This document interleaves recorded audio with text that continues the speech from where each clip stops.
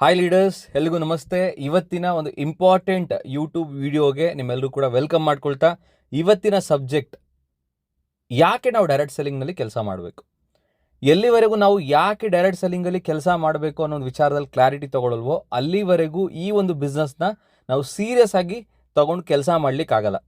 ಹಾಗಾಗಿ ಇವತ್ತಿನ ಕಾರ್ಯಕ್ರಮದಲ್ಲಿ 50 ಕಾರಣಗಳನ್ನ ಚರ್ಚೆ ಮಾಡ್ತಾ ಇದ್ದೀವಿ. ಯಾಕೆ ಪ್ರತಿಯೊಬ್ಬರು ಈ ಒಂದು ಡೈರೆಕ್ಟ್ ಸೆಲ್ಲಿಂಗ್ ಇಂಡಸ್ಟ್ರಿಯನ್ನು ಸೀರಿಯಸ್ ಆಗಿ ತಗೋಬೇಕು, ಯಾಕೆ ಪ್ರತಿಯೊಬ್ಬರು ಈ ಒಂದು ಡೈರೆಕ್ಟ್ ಸೆಲ್ಲಿಂಗ್ ಇಂಡಸ್ಟ್ರಿಯಲ್ಲಿ ಸೀರಿಯಸ್ ಆಗಿ ವರ್ಕ್ ಮಾಡಬೇಕು ಅನ್ನೋದಕ್ಕೆ ಸಂಬಂಧಪಟ್ಟಾಗೆ ಈ ಒಂದು ಇಂಡಸ್ಟ್ರಿಯಲ್ಲಿ ಸಿಗುವಂಥ 50 ಬೆನಿಫಿಟ್ಸ್ಗಳನ್ನ ನಾವು ಚರ್ಚೆ ಮಾಡ್ತಾ ಇದ್ದೀವಿ. ಅದರಲ್ಲಿ ಮೊದಲನೇದು, ಟ್ರೆಡಿಷನಲ್ ಬಿಸ್ನೆಸ್ಸಿಗೂ ಡೈರೆಕ್ಟ್ ಸೆಲ್ಲಿಂಗ್ ಬಿಸ್ನೆಸ್ಸಿಗೂ ಇರುವಂತಹ ವ್ಯತ್ಯಾಸಗಳನ್ನ ನಾವು ತಿಳ್ಕೊಳ್ಬೇಕು.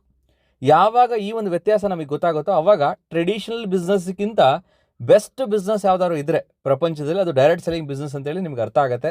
ಅದರಲ್ಲಿ ಹಲವಾರು ವ್ಯತ್ಯಾಸಗಳಿದ್ದಾವೆ. ಮೊದಲನೇ ವ್ಯತ್ಯಾಸ ನೀವು ಗಮನಿಸೋದಾದರೆ, ಟ್ರೆಡಿಷನಲ್ ಬಿಸ್ನೆಸ್ ನೀವು ಶುರು ಮಾಡಬೇಕು ಅಂದರೆ ಕನಿಷ್ಠ 5ರಿಂದ 10 ಲಕ್ಷ ರೂಪಾಯಿ ಬಂಡವಾಳ ಬೇಕು. ಬಟ್ ಡೈರೆಕ್ಟ್ ಸೆಲ್ಲಿಂಗ್ನಲ್ಲಿ ಯಾವುದೇ ರೀತಿ ಇನ್ವೆಸ್ಟ್ಮೆಂಟ್ ಇಲ್ಲ. ಅದಕ್ಕೆ ಇದನ್ನು ಝೀರೋ ಇನ್ವೆಸ್ಟ್ಮೆಂಟ್ ಬಿಸ್ನೆಸ್ ಅಂತ ಹೇಳ್ತಾರೆ. ಯಾಕಂದರೆ ನೀವು ಕೊಡುವಂಥ ದುಡ್ಡಿಗೆ ಪ್ರಾಡಕ್ಟ್ ಸಿಗ್ತಾ ಇದೆ, ಅಲ್ಲಿಗೆ ಬಿಸ್ನೆಸ್ಸಿಗೆ ಅಂತ ಏನು ನೀವು ಎಕ್ಸ್ಟ್ರಾ ಇನ್ವೆಸ್ಟ್ಮೆಂಟ್ ಮಾಡ್ತಾ ಇಲ್ಲ. ಇನ್ನು ಎರಡನೇದು, ಟ್ರೆಡಿಷನಲ್ ಬಿಸ್ನೆಸ್ಸಲ್ಲಿ ನೀವು ಕಾಂಪಿಟೇಷನ್ನ ಎದುರಿಸಬೇಕಾಗತ್ತೆ. ಉದಾಹರಣೆಗೆ ನೀವು ಒಂದು ಬಟ್ಟೆ ಅಂಗಡಿ ಹಾಕೊಂಡಿದ್ದೀರಾ ಅಂತಂದರೆ, ನೀವು ಚೆನ್ನಾಗಿ ಗ್ರೋ ಆಗ್ತಾ ಇದ್ದೀರಾ ಅಂತಂದರೆ ಇಮಿಡಿಯೇಟ್ಲಿ ಪಕ್ಕದಲ್ಲಿ ಇನ್ನೊಂದು ಪಕ್ಕದ ಅಂಗಡಿ ಶುರು ಆದರೆ ಆಶ್ಚರ್ಯ ಪಡೋ ಅವಶ್ಯಕತೆ ಇಲ್ಲ. ಬಟ್ ಡೈರೆಕ್ಟ್ ಸೆಲ್ಲಿಂಗ್ನಲ್ಲಿ ಯಾವುದೇ ರೀತಿ ಕಾಂಪಿಟೇಷನ್ ಇಲ್ಲ. ಇಲ್ಲಿ ನೀವು ಬೆಳೀಬೇಕು ಅಂತ ಅಂದರೆ ನಿಮ್ಮ ಜೊತೆಗೆ ಕನೆಕ್ಟ್ ಆದಂತಹ ನಿಮ್ಮ ಟೀಮ್ ಮೆಂಬರ್ಸ್ನ ನೀವು ಬೆಳೆಸಲೇಬೇಕು. ಅಂದರೆ ಇಲ್ಲಿ ನಾವು ಬೆಳಿಬೇಕು ಅಂದರೆ ಇನ್ನೊಬ್ಬರನ್ನ ಬೆಳೆಸಲೇಬೇಕು. ನಮ್ಮ ಕನಸುಗಳು ನನಸಾಗಬೇಕು ಅಂದರೆ ಇನ್ನೊಬ್ಬರ ಕನಸನ್ನು ನನಸು ಮಾಡಲೇಬೇಕು. ಇಲ್ಲಿ ಯಾವುದೇ ರೀತಿ ಕಾಂಪಿಟೇಷನ್ ಇಲ್ಲ. ಇನ್ನು ಮೂರನೇ ವ್ಯತ್ಯಾಸ, ರಿಸ್ಕ್ ಇರುತ್ತೆ. ಯಾಕಂದರೆ ನೀವು ಅಲ್ಲಿ ಇನ್ವೆಸ್ಟ್ಮೆಂಟ್ ಮಾಡಿರ್ತೀರಾ, ಕಾಂಪಿಟೇಷನ್ನ ಎದುರಿಸಬೇಕಾಗತ್ತೆ, ಫೇಲ್ ಆಗುವಂಥ ಸಾಧ್ಯತೆ ಇರುತ್ತೆ. ಬಟ್ ಇಲ್ಲಿ ಯಾವುದೇ ರೀತಿ ರಿಸ್ಕ್ ಇಲ್ಲ, ಯಾಕಂದರೆ ನೀವು ಇನ್ವೆಸ್ಟ್ಮೆಂಟೇ ಮಾಡಿಲ್ಲ. ಆ್ಯಂಡ್ ದುಡಿಮೆ ಜಾಸ್ತಿ ಆದಾಗೆ ಶ್ರಮವನ್ನು ಜಾಸ್ತಿ ಹಾಕಬೇಕಾಗತ್ತೆ ಟ್ರೆಡಿಷನಲ್ ಬಿಸ್ನೆಸ್ಸಲ್ಲಿ. ಯಾಕೆ ಅಂತಂದರೆ ಅಲ್ಲಿ ಅತಿ ಹೆಚ್ಚು ಲಾಭ ನಿಮಗೆ ಮಾತ್ರ ಸಿಗ್ತಿರುತ್ತೆ. ಈವನ್ ನೀವು ನಿಮ್ಮ ಒಂದು ಬಿಸ್ನೆಸ್ನಲ್ಲಿ ಕೆಲಸ ಮಾಡೋರನ್ನು ತೊಗೊಂಡ್ರು ಕೂಡ ಅವ್ರು ಎಂಪ್ಲಾಯಾಗಷ್ಟೇ ಕೆಲಸ ಮಾಡ್ತಿರ್ತಾರೆ. ಅವ್ರು ನಿಮ್ಮ ಬಿಸ್ನೆಸ್ ಜಾಸ್ತಿ ಆಗಬೇಕು, ನಿಮ್ಮ ಪ್ರಾಫಿಟ್ ಜಾಸ್ತಿ ಆಗಬೇಕು ಅನ್ನೋ ಒಂದು ಇಂಟೆನ್ಷನಲ್ಲಿ ಕೆಲಸ ಮಾಡ್ತಿರಲ್ಲ. ಹಾಗಿರೋದ್ರಿಂದ ನಿಮ್ಮ ಬಿಸ್ನೆಸ್ ಜಾಸ್ತಿ ಆದಂಗೆಲ್ಲ ನಿಮ್ಮ ಎಫರ್ಟು ಕೂಡ ಜಾಸ್ತಿ ಆಗಬೇಕಾಗತ್ತೆ ಟ್ರೆಡಿಷನಲ್ ಬಿಸ್ನೆಸ್ಸಲ್ಲಿ. ಬಟ್ ಡೈರೆಕ್ಟ್ ಸೆಲ್ಲಿಂಗ್ ಬಿಸ್ನೆಸ್ಸಲ್ಲಿ ಉಲ್ಟಾ, ಬಿಗಿನಿಂಗಲ್ಲಿ ನಿಮ್ಮ ಎಫರ್ಟ್ ಜಾಸ್ತಿ, ಇನ್ಕಮ್ ಕಡಿಮೆ. ಯಾಕಂದರೆ ನಿಮ್ಮ ಟೀಮ್ ಅಂತ ಕ್ರಿಯೇಟ್ ಆಗಿರಲ್ಲ. ಟೀಮ್ ಆಗ್ತಾ ಆಗ್ತಾ ಆಗ್ತಾ ನಿಮ್ಮ ಟೀಮ್ ವರ್ಕ್ ಮಾಡಿದಾಗೆ ನಿಮ್ಮ ಎಫರ್ಟ್ ಕಡಿಮೆ ಆಗುತ್ತೆ, ಇನ್ಕಮ್ ಜಾಸ್ತಿ ಆಗುತ್ತೆ. ಯಾಕಂದರೆ ಟೀಮ್ನಿಂದ ನಿಮ್ಗೆ ಇನ್ಕಮ್ ಬರಲಿಕ್ಕೆ ಸ್ಟಾರ್ಟ್ ಆಗುತ್ತೆ. ನೆಕ್ಸ್ಟ್, ಯಾವಾಗಲೂ ಬ್ಯುಸಿಯಾಗಿರಬೇಕಾಗತ್ತೆ ಟ್ರೆಡಿಷನಲ್ ಬಿಸ್ನೆಸ್ಸಲ್ಲಿ, ಯಾಕಂದರೆ ಇಂಡಿವಿಜುವಲ್ ಎಫರ್ಟ್ ಜಾಸ್ತಿ. ಬಟ್ ಡೈರೆಕ್ಟ್ ಸೆಲ್ಲಿಂಗ್ನಲ್ಲಿ ಬಿಗಿನಿಂಗಲ್ಲಿ ಅಷ್ಟೇ ನೀವು ಜಾಸ್ತಿ ಟೈಮ್ನ ಸ್ಪೆಂಡ್ ಮಾಡಬೇಕು. ಸೊ ಇನ್ ಜನರಲ್ ಆಗಿ ಆ್ಯಾವ್ರೇಜ್ ಆಗಿ ನಾವು ಹೇಳೋದಾದರೆ, ಅಂದರೆ ಕೆಲವರು ತುಂಬ ಸೀರಿಯಸ್ ಆಗಿ ವರ್ಕ್ ಮಾಡ್ತಿರ್ತಾರೆ, ತುಂಬ ಟ್ಯಾಲೆಂಟೆಡ್ ಇರ್ತಾರೆ, ಅವರಿಗೆ 2-3 ವರ್ಷದಲ್ಲೇ ಒಂದು ಪ್ಯಾಸಿವ್ ಇನ್ಕಮ್ನ ತಗೊಳ್ಳುವಂತಹ ಹಂತಕ್ಕೆ ರೀಚ್ ಆಗಿಬಿಡ್ತಾರೆ. ಇನ್ನು ಕೆಲವರು ಸ್ವಲ್ಪ ಸ್ಲೋ ಇರ್ತಾರೆ, ಅವ್ರಿಗೆ ಒಂದು 5 ವರ್ಷ ಹಿಡಿಯುತ್ತೆ. ಹಾಗಾಗಿ ಆ್ಯಾವ್ರೇಜ್ ಆಗಿ ನಾನು ಹೇಳ್ತಾ ಇದ್ದೀನಿ, ಜಸ್ಟ್ 5 ವರ್ಷ ನೀವು ಸರಿಯಾಗಿ ಟೈಮ್ ಕೊಟ್ಟಿದ್ದಾಯಿತು ಅಂದರೆ ಡೈರೆಕ್ಟ್ ಸೆಲ್ಲಿಂಗ್ ಬಿಸ್ನೆಸ್ಸಿಗೆ ಲೈಫ್ ಟೈಮಲ್ಲಿ ನೀವು ಮತ್ತೆ ಕೆಲಸ ಮಾಡೋದು ಬೇಕಾಗಿಲ್ಲ. ಒಂದು ಒಳ್ಳೆ ಟೀಮ್ನ ನೀವು ಬಿಲ್ಡ್ ಮಾಡಿದರೆ ಆ ಟೀಮ್ನಿಂದ ಒಂದು ಲೈಫ್ ಲಾಂಗ್ ಇನ್ಕಮನ್ನು ನೀವು ಪಡೀಲಿಕ್ಕೆ ಸಾಧ್ಯತೆ ಇದೆ. ಅಂದರೆ 5 ವರ್ಷದ ನಂತರ ನೀವು ಕಂಪ್ಲೀಟ್ ನಿಮ್ಮ ಟೈಮನ್ನು ನಿಮಗೆ ಬೇಕಾದಂಗೆ ಕಳೆದ್ರೂ ಕೂಡ ನಿಮಗೆ ಇನ್ಕಮಿಗೆ ಕೊರತೆ ಇರಲ್ಲ. ಸೊ ಆ ಥರದ ಒಂದು ಕ್ವಾಲಿಟಿ ಟೈಮನ್ನು ನಿಮ್ಮ ಫ್ಯಾಮಿಲಿ ಜೊತೆಗೆ ನಿಮ್ಮ ಜೊತೆಗೆ ಕಳೀಲಿಕ್ಕೆ ಸಾಧ್ಯತೆ ಇದೆ. ಇನ್ನು ಟ್ರೆಡಿಷನಲ್ ಬಿಸ್ನೆಸ್ನ ಡೆವಲಪ್ಮೆಂಟ್ ಮಾಡಲಿಕ್ಕೆ ನಿಮ್ಮದೇ ಆದಂತಹ ಬಿಸ್ನೆಸ್ ಸ್ಕಿಲ್ಸ್ನ ನೀವು ಕಲ್ತ್ಕೊಂಡಿರಬೇಕಾಗತ್ತೆ. ಇಲ್ಲಿ ಯಾರು ಕೂಡ ನಿಮಗೆ ಟ್ರೈನಿಂಗ್ ಕೊಡಲ್ಲ, ಹೇಳ್ಕೊಡಲ್ಲ ಟ್ರೆಡಿಷನಲ್ ಬಿಸ್ನೆಸ್ಸಲ್ಲಿ ಸಕ್ಸಸ್ ಆಗಲಿಕ್ಕೆ. ಬಟ್ ಡೈರೆಕ್ಟ್ ಸೆಲ್ಲಿಂಗ್ನಲ್ಲಿ ಹೇಳ್ಕೊಡ್ಲಿಕ್ಕೆ ಅಂತಾನೆ, ನಿಮ್ಮನ್ನು ಗೆಲ್ಲಿಸ್ಲಿಕ್ಕೆ ಅಂತಾನೆ, ನಿಮಗೆ ಸ್ಕಿಲ್ಸ್ಗಳನ್ನ ಇನ್ಬಿಲ್ಟ್ ಮಾಡಬೇಕು ಅಂತಲೇ ನಿಮ್ಮ ಲೀಡರ್ಸ್ಗಳು ಕಾಯ್ತಾ ಇರ್ತಾರೆ. ಯಾಕಂದರೆ ನಿಮ್ಮ ಗ್ರೋತಲ್ಲಿ ಅವರ ಗ್ರೋತ್ ಅಡಗಿರುತ್ತೆ. ಆ್ಯಂಡ್ ನೆಕ್ಸ್ಟ್, ಎಲ್ಲವನ್ನೂ ಕೂಡ ನೀವೇ ನೋಡ್ಕೊಳ್ಳಿಕ್ಕೆ ಆಗದೆ ಇರೋದ್ರಿಂದ ಟ್ರೆಡಿಷನಲ್ ಬಿಸ್ನೆಸ್ಸಲ್ಲಿ ಎಂಪ್ಲಾಯೀಸ್ಗಳನ್ನ ಕೆಲಸಕ್ಕೆ ತೊಗೊಳ್ಬೇಕಾಗತ್ತೆ. ಡೈರೆಕ್ಟ್ ಸೆಲ್ಲಿಂಗಲ್ಲಿ ಆ ಥರ ಯಾವುದೇ ರೀತಿ ಎಂಪ್ಲಾಯೀಸ್ಗಳನ್ನ ತೊಗೊಳ್ಳೋ ಅವಶ್ಯಕತೆ ಇಲ್ಲ. ಪ್ರತಿಯೊಂದು ಕೂಡ ಕಂಪ್ನಿ ನೋಡ್ಕೊಳ್ಳುತ್ತೆ. ಪ್ರಾಡಕ್ಟ್ನ ಕಳಿಸೋದಾಗಿರ್ಬೋದು, ಆ್ಯಂಡ್ GST ಕಟ್ಟೋದಾಗಿರ್ಬೋದು, ಪ್ರಾಡಕ್ಟ್ನ ತರಿಸೋದಾಗಿರ್ಬೋದು, ಕ್ವಾಲಿಟಿ ಮೇಂಟೈನ್ ಮಾಡೋದಾಗಿರ್ಬೋದು, ಪ್ರತಿಯೊಂದು ಕೂಡ ಎಂಪ್ಲಾಯೀಸ್ಗಳನ್ನ ಇಟ್ಕೊಂಡು ಕಂಪ್ನಿ ನೋಡ್ಕೊಳ್ಳುತ್ತೆ ಡೈರೆಕ್ಟ್ ಸೆಲ್ಲಿಂಗ್ ಕಂಪ್ನಿ. ನೀವು ಬರೀ ಮಾರ್ಕೆಟಿಂಗ್ನ ಮಾಡಿದರೆ ಸಾಕು, ನಿಮಗೆ ಯೂಸ್ ಇನ್ಕಮ್ನ ತೊಗೊಳ್ಳೋವಂಥ ಅವಕಾಶ ಈ ಒಂದು ವ್ಯವಸ್ಥೆಯಲ್ಲಿ ಇರುತ್ತೆ. ಆ್ಯಂಡ್ ಆಫೀಸ್ ಸೆಟಪ್ ಮಾಡೋ ಅವಶ್ಯಕತೆ ಇಲ್ಲ. ಟ್ರೆಡಿಷನಲ್ ಬಿಸ್ನೆಸ್ಸಲ್ಲಿ ಆಫೀಸ್ ಸೆಟಪ್ ಮಾಡಬೇಕಾಗತ್ತೆ. ಡೈರೆಕ್ಟ್ ಸೆಲ್ಲಿಂಗಲ್ಲಿ ಯಾವುದೇ ರೀತಿ ಆಫೀಸ್ ಮಾಡ್ಕೊಳ್ಳೋ ಅವಶ್ಯಕತೆ ಇಲ್ಲ. ಟ್ರೆಡಿಷನಲ್ ಬಿಸ್ನೆಸ್ನ ಎಲ್ಲರ ಕೈಲೂ ಮಾಡಲಿಕ್ಕಾಗಲ್ಲ. ಯಾಕಂದರೆ ಮಿನಿಮಮ್ 5ರಿಂದ 10 ಲಕ್ಷ ರೂಪಾಯಿ ಬಂಡವಾಳ ಬೇಕು, ಕಾಂಪಿಟೇಷನ್ ಎದುರಿಸಬೇಕು, ಬಿಸ್ನೆಸ್ ಸ್ಕಿಲ್ಸ್ ಇರಬೇಕು. ಬಟ್ ಡೈರೆಕ್ಟ್ ಸೆಲ್ಲಿಂಗ್ನ ಪ್ರತಿಯೊಬ್ಬರು ಕೂಡ ಮಾಡ್ಬೋದು. ಇಲ್ಲಿ ಯಾವುದೇ ರೀತಿ ಇನ್ವೆಸ್ಟ್ಮೆಂಟ್ ಇಲ್ಲ, ನಿಮ್ಮಲ್ಲಿ ಯಾವುದೇ ರೀತಿ ಸ್ಕಿಲ್ಸ್ಗಳಿಲ್ಲ ಅಂತ ಅಂದ್ರೂ ಅದನ್ನು ಹೇಳ್ಕೊಡ್ತಾರೆ ಟ್ರೈನಿಂಗ್ ಮುಖಾಂತರ. ನಿಮ್ಮನ್ನು ಗೆಲ್ಲಿಸ್ಲಿಕ್ಕೆ ಅಂತಲೇ ನಿಮ್ಮ ಜೊತೆ ಲೀಡರ್ಸ್ಗಳು ಯಾವಾಗಲೂ ಕೂಡ ನಿಂತ್ಕೊಂಡಿರ್ತಾರೆ. ಆ್ಯಂಡ್ ಈ ಒಂದು ವ್ಯಾಪಾರವನ್ನು ಒಂದೇ ಕಡೆ ಮಾಡಬೇಕು, ಯಾವುದನ್ನು ಟ್ರೆಡಿಷನಲ್ ಬಿಸ್ನೆಸ್ನ. ಬಟ್ ಡೈರೆಕ್ಟ್ ಸೆಲ್ಲಿಂಗ್ ಇದು ಇಂಡಿಯನ್ ಕಂಪನಿ ಆದರೆ ಇಡೀ ಇಂಡಿಯಾದ ಪ್ರತಿಯೊಂದು ಜಾಗದಲ್ಲೂ ಕೂಡ ನೀವು ಮಾಡ್ಬೋದು. ಆ್ಯಂಡ್ ಬೇರೆ ದೇಶಗಳಲ್ಲೂ ಕೂಡ ಆಪ್ರೇಟ್ ಮಾಡುವಂಥ ಕೆಲವು ಕಂಪ್ನಿಗಳಿದ್ದಾವೆ. ಸೊ ಆ ಒಂದು ಕಂಪ್ನಿಗಳಲ್ಲಿ ಎಲ್ಲ ದೇಶಗಳಲ್ಲೂ ಕೂಡ ನೀವು ಟೀಮ್ನ ಬಿಲ್ಡ್ ಮಾಡಿ ವರ್ಕ್ ಮಾಡ್ಬೋದು. ವರ್ಕ್ ಫ್ರಮ್ ಎನಿವೇರ್ ಅಂತ ಹೇಳ್ತೀವಿ. ಆ ಥರದ ಒಂದು ಅವಕಾಶ ಡೈರೆಕ್ಟ್ ಸೆಲ್ಲಿಂಗ್ ಬಿಸ್ನೆಸ್ಸಲ್ಲಿ ಸಿಗ್ತಿರುವಂಥದ್ದು. ಟ್ರೆಡಿಷನಲ್ ಬಿಸ್ನೆಸ್ಸಲ್ಲಿ ನಿಮ್ಮ ಕನಸುಗಳು ಮಾತ್ರ ನನಸಾಗುತ್ತೆ. ಬಟ್ ಡೈರೆಕ್ಟ್ ಸೆಲ್ಲಿಂಗಲ್ಲಿ ನಿಮ್ಮ ಕನಸುಗಳು ನನಸಾಗೋದಲ್ಲದೆ ನಿಮ್ಮ ನಂಬ್ಕೊಂಬಂದಿರುವಂಥ ಪ್ರತಿಯೊಬ್ಬ ವ್ಯಕ್ತಿಯ ಕನಸುಗಳು ಕೂಡ ನನಸಾಗುವಂಥ ಒಂದು ಅವಕಾಶ ಡೈರೆಕ್ಟ್ ಸೆಲ್ಲಿಂಗಲ್ಲಿ ಸಾಧ್ಯತೆ ಇದೆ. ಟ್ರೆಡಿಷನಲ್ ಬಿಸ್ನೆಸ್ಸಲ್ಲಿ ಹೆಚ್ಚು ನೀವು ಹೂಡಿಕೆ ಮಾಡಬೇಕು, ಇನ್ವೆಸ್ಟ್ಮೆಂಟ್ ಮಾಡಬೇಕು, ಕಡಿಮೆ ಲಾಭ. ಅಂದರೆ ಉದಾಹರಣೆಗೆ ನೀವು 1000ದಲ್ಲಿ ಲಾಭ ನೋಡಬೇಕು ಅಂದರೆ ಲಕ್ಷದಲ್ಲಿ ಇನ್ವೆಸ್ಟ್ಮೆಂಟ್ ಮಾಡಬೇಕು. ಲಕ್ಷದಲ್ಲಿ ಲಾಭ ನೋಡಬೇಕು ಅಂದರೆ ಕೋಟಿಯಲ್ಲಿ ನೀವು ಇನ್ವೆಸ್ಟ್ಮೆಂಟ್ ಮಾಡಬೇಕು. ಬಟ್ ಡೈರೆಕ್ಟ್ ಸೆಲ್ಲಿಂಗಲ್ಲಿ ಹಂಗಲ್ಲ, 0 ಇನ್ವೆಸ್ಟ್ಮೆಂಟ್ ಇರುತ್ತೆ, ಬರೋದೆಲ್ಲ ಲಾಭನೇ. ಸೊ ಇವೆಲ್ಲವನ್ನು ಕೂಡ ಗಮನಿಸಿದಾಗ ಫಸ್ಟ್ ರೀಸನ್ ಯಾಕೆ ನೀವು ಡೈರೆಕ್ಟ್ ಸೆಲ್ಲಿಂಗ್ನ ಸೆಲೆಕ್ಟ್ ಮಾಡಬೇಕು ಕಂಪೇರ್ ಟು ಟ್ರೆಡಿಷನಲ್ ಬಿಸ್ನೆಸ್ ಅಂದರೆ ಇಷ್ಟೆಲ್ಲ ಬೆನಿಫಿಟ್ಗಳಿದೆ. ಅದಕ್ಕೆ ನೀವು ಟ್ರೆಡಿಷನಲ್ ಬಿಸ್ನೆಸ್ಗಿಂತ ಡೈರೆಕ್ಟ್ ಸೆಲ್ಲಿಂಗ್ ಬೆಸ್ಟ್ ಅನ್ನೋದನ್ನು ನೀವು ತಿಳ್ಕೊಳ್ಬೋದು ಇಲ್ಲಿ. ಆ್ಯಂಡ್ ಎರಡನೇ ಇಂಪಾರ್ಟೆಂಟ್ ಪಾಯಿಂಟ್ ನೀವು ಗಮನಿಸೋದಾದರೆ, ಜಾಬಿಗೆ ಕಂಪೇರ್ ಮಾಡಿದರೆ ಡೈರೆಕ್ಟ್ ಸೆಲ್ಲಿಂಗ್ ಅನ್ನೋದು ಎಷ್ಟು ಬೆಟರ್, ಆ ಒಂದು ವ್ಯತ್ಯಾಸವನ್ನು ನಾವು ನೋಡ್ತಾ ಹೋಗೋಣ. ಮೊದಲನೇದಾಗಿ ಜಾಬ್ ಅಂದರೆ ಜಸ್ಟ್ ಒಬೆ ಬಾಸ್ ಅಂತ ಹೇಳಿ ಕರೀತಾರೆ. ಅಂದರೆ ಬಾಸ್ ಏನು ಹೇಳ್ತಾರೋ ಅದನ್ನೇ ಕೇಳಬೇಕು, ಅವ್ರೇನು ಟೈಮಿಂಗ್ಸ್ ಹೇಳ್ತಾರೋ ಆ ಟೈಮಿಂಗ್ಸಲ್ಲೇ ಕೆಲಸ ಮಾಡಬೇಕು, ತಿಂಗಳಿಗೆ ಒಂದ್ಸಲ ಸಂಬಳ ಅಂತ ಕೊಡ್ತಾರೆ, ಸಂಬಳವನ್ನು ತಗೊಳ್ಬೇಕು. ಸೊ ಪ್ರತಿದಿನ ಅವ್ರು ಹೇಳಿದ್ದನ್ನೇ ನೀವು ಕೆಲಸವನ್ನು ಮಾಡಬೇಕಾಗತ್ತೆ. ನಿಮ್ಮ ಟೈಮನ್ನು ಹಣಕ್ಕೋಸ್ಕರ ಮಾರ್ಕೊಂಡಿರ್ತಾರೆ ಜಾಬಲ್ಲಿ. ಬಟ್ ಡೈರೆಕ್ಟ್ ಸೆಲ್ಲಿಂಗಲ್ಲಿ ಹಾಗಲ್ಲ. ಇಲ್ಲಿ ನಮ್ಮ ಬಿಸ್ನೆಸ್ಸಿಗೆ ನಾವೇ ಬಾಸ್ ಆಗಿರ್ತೀವಿ, ಇಲ್ಲಿ ಯಾರೂ ಕೂಡ ಬಾಸ್ ಇರಲ್ಲ.